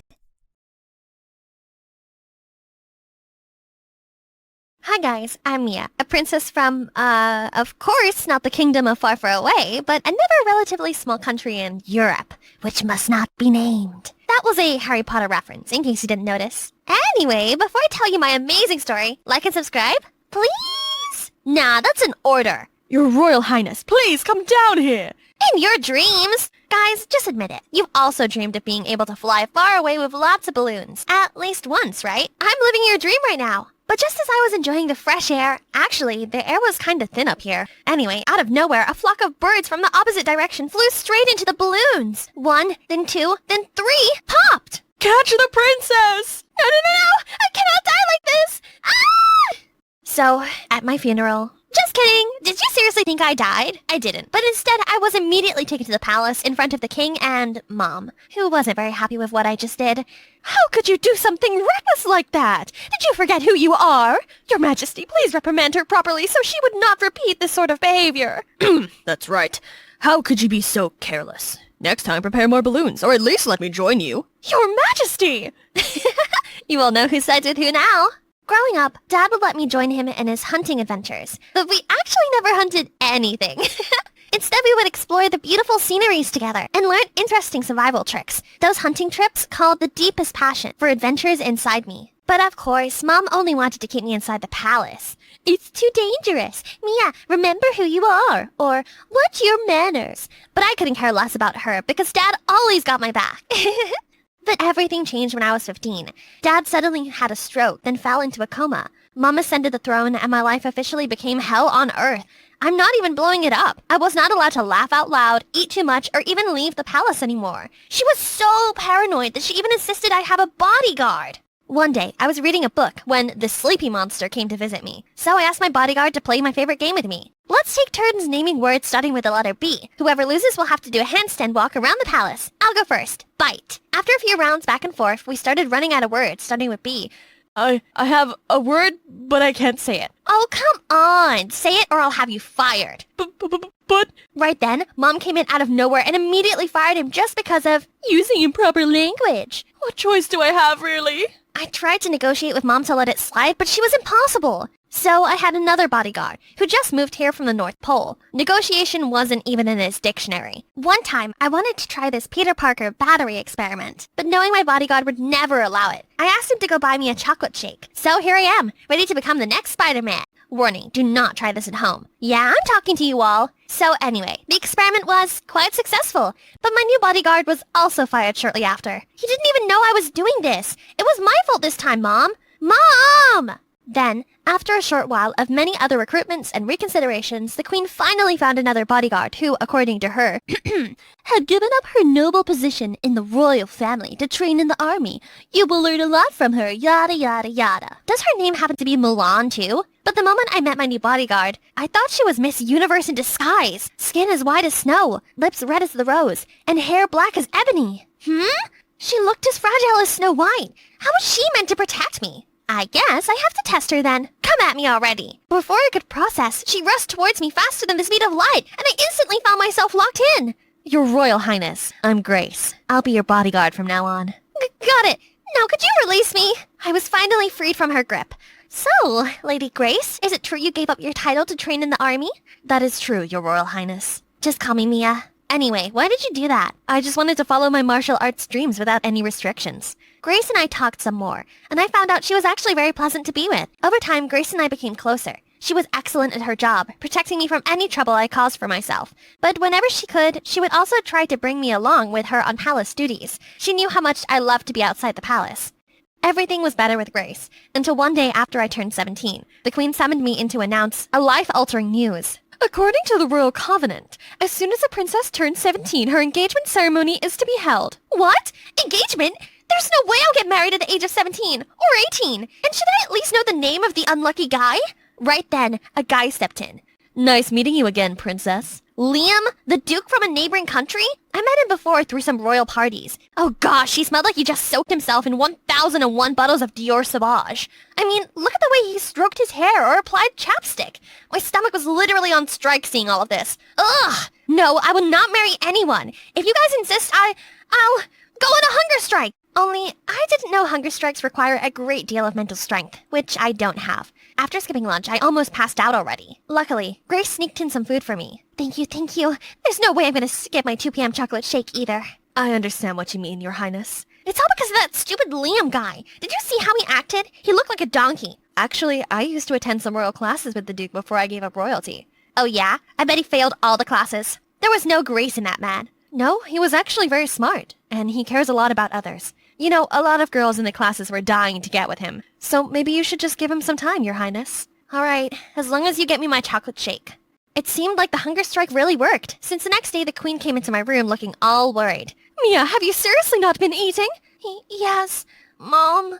I can't get married.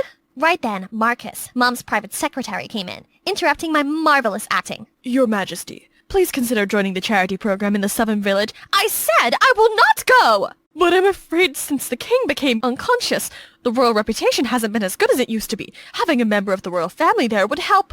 Ooh, a charity program in the Southern Village? This screams my ticket to freedom. If I go, I could at least delay the stupid marriage. Plus, I'll get to explore the village. Your Majesty, perhaps you could allow me to join the charity program on behalf of the royal family? That is too risky. Actually, having the princess there would also help promote her image as well, given that she is the next in line to the throne. But, Mom, this is the only way to lift my gloomy dying spirits.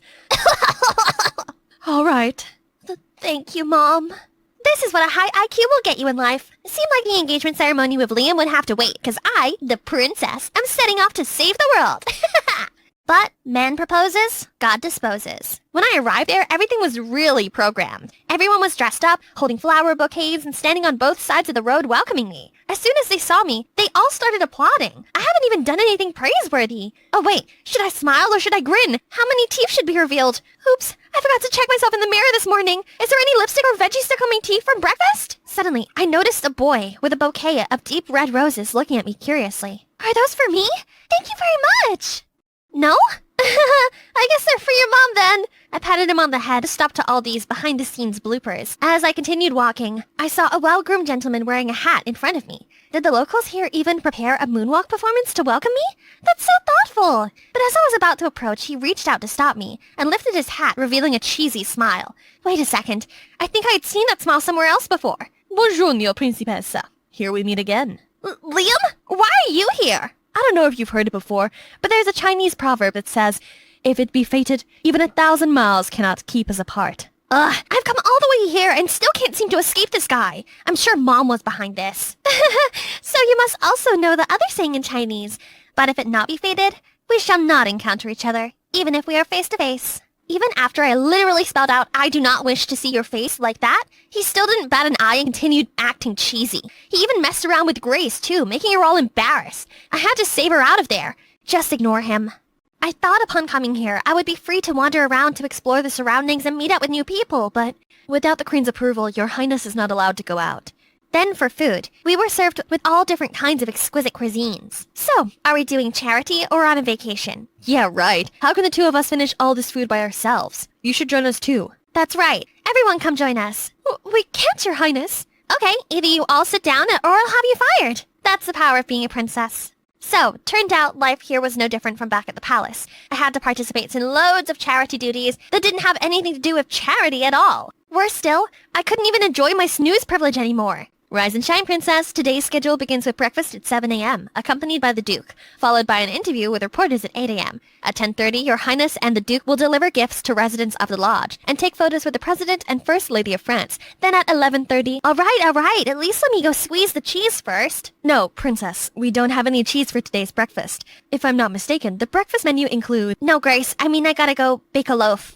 Plant some corn, I need to go to the bathroom ASAP.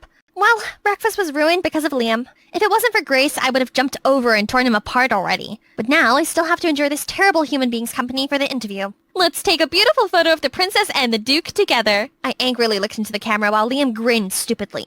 Ugh, you guys just want nice pictures of me and Liam? I immediately posed in 101 different positions. Everyone's face went from surprised to confused to speechless. Princess?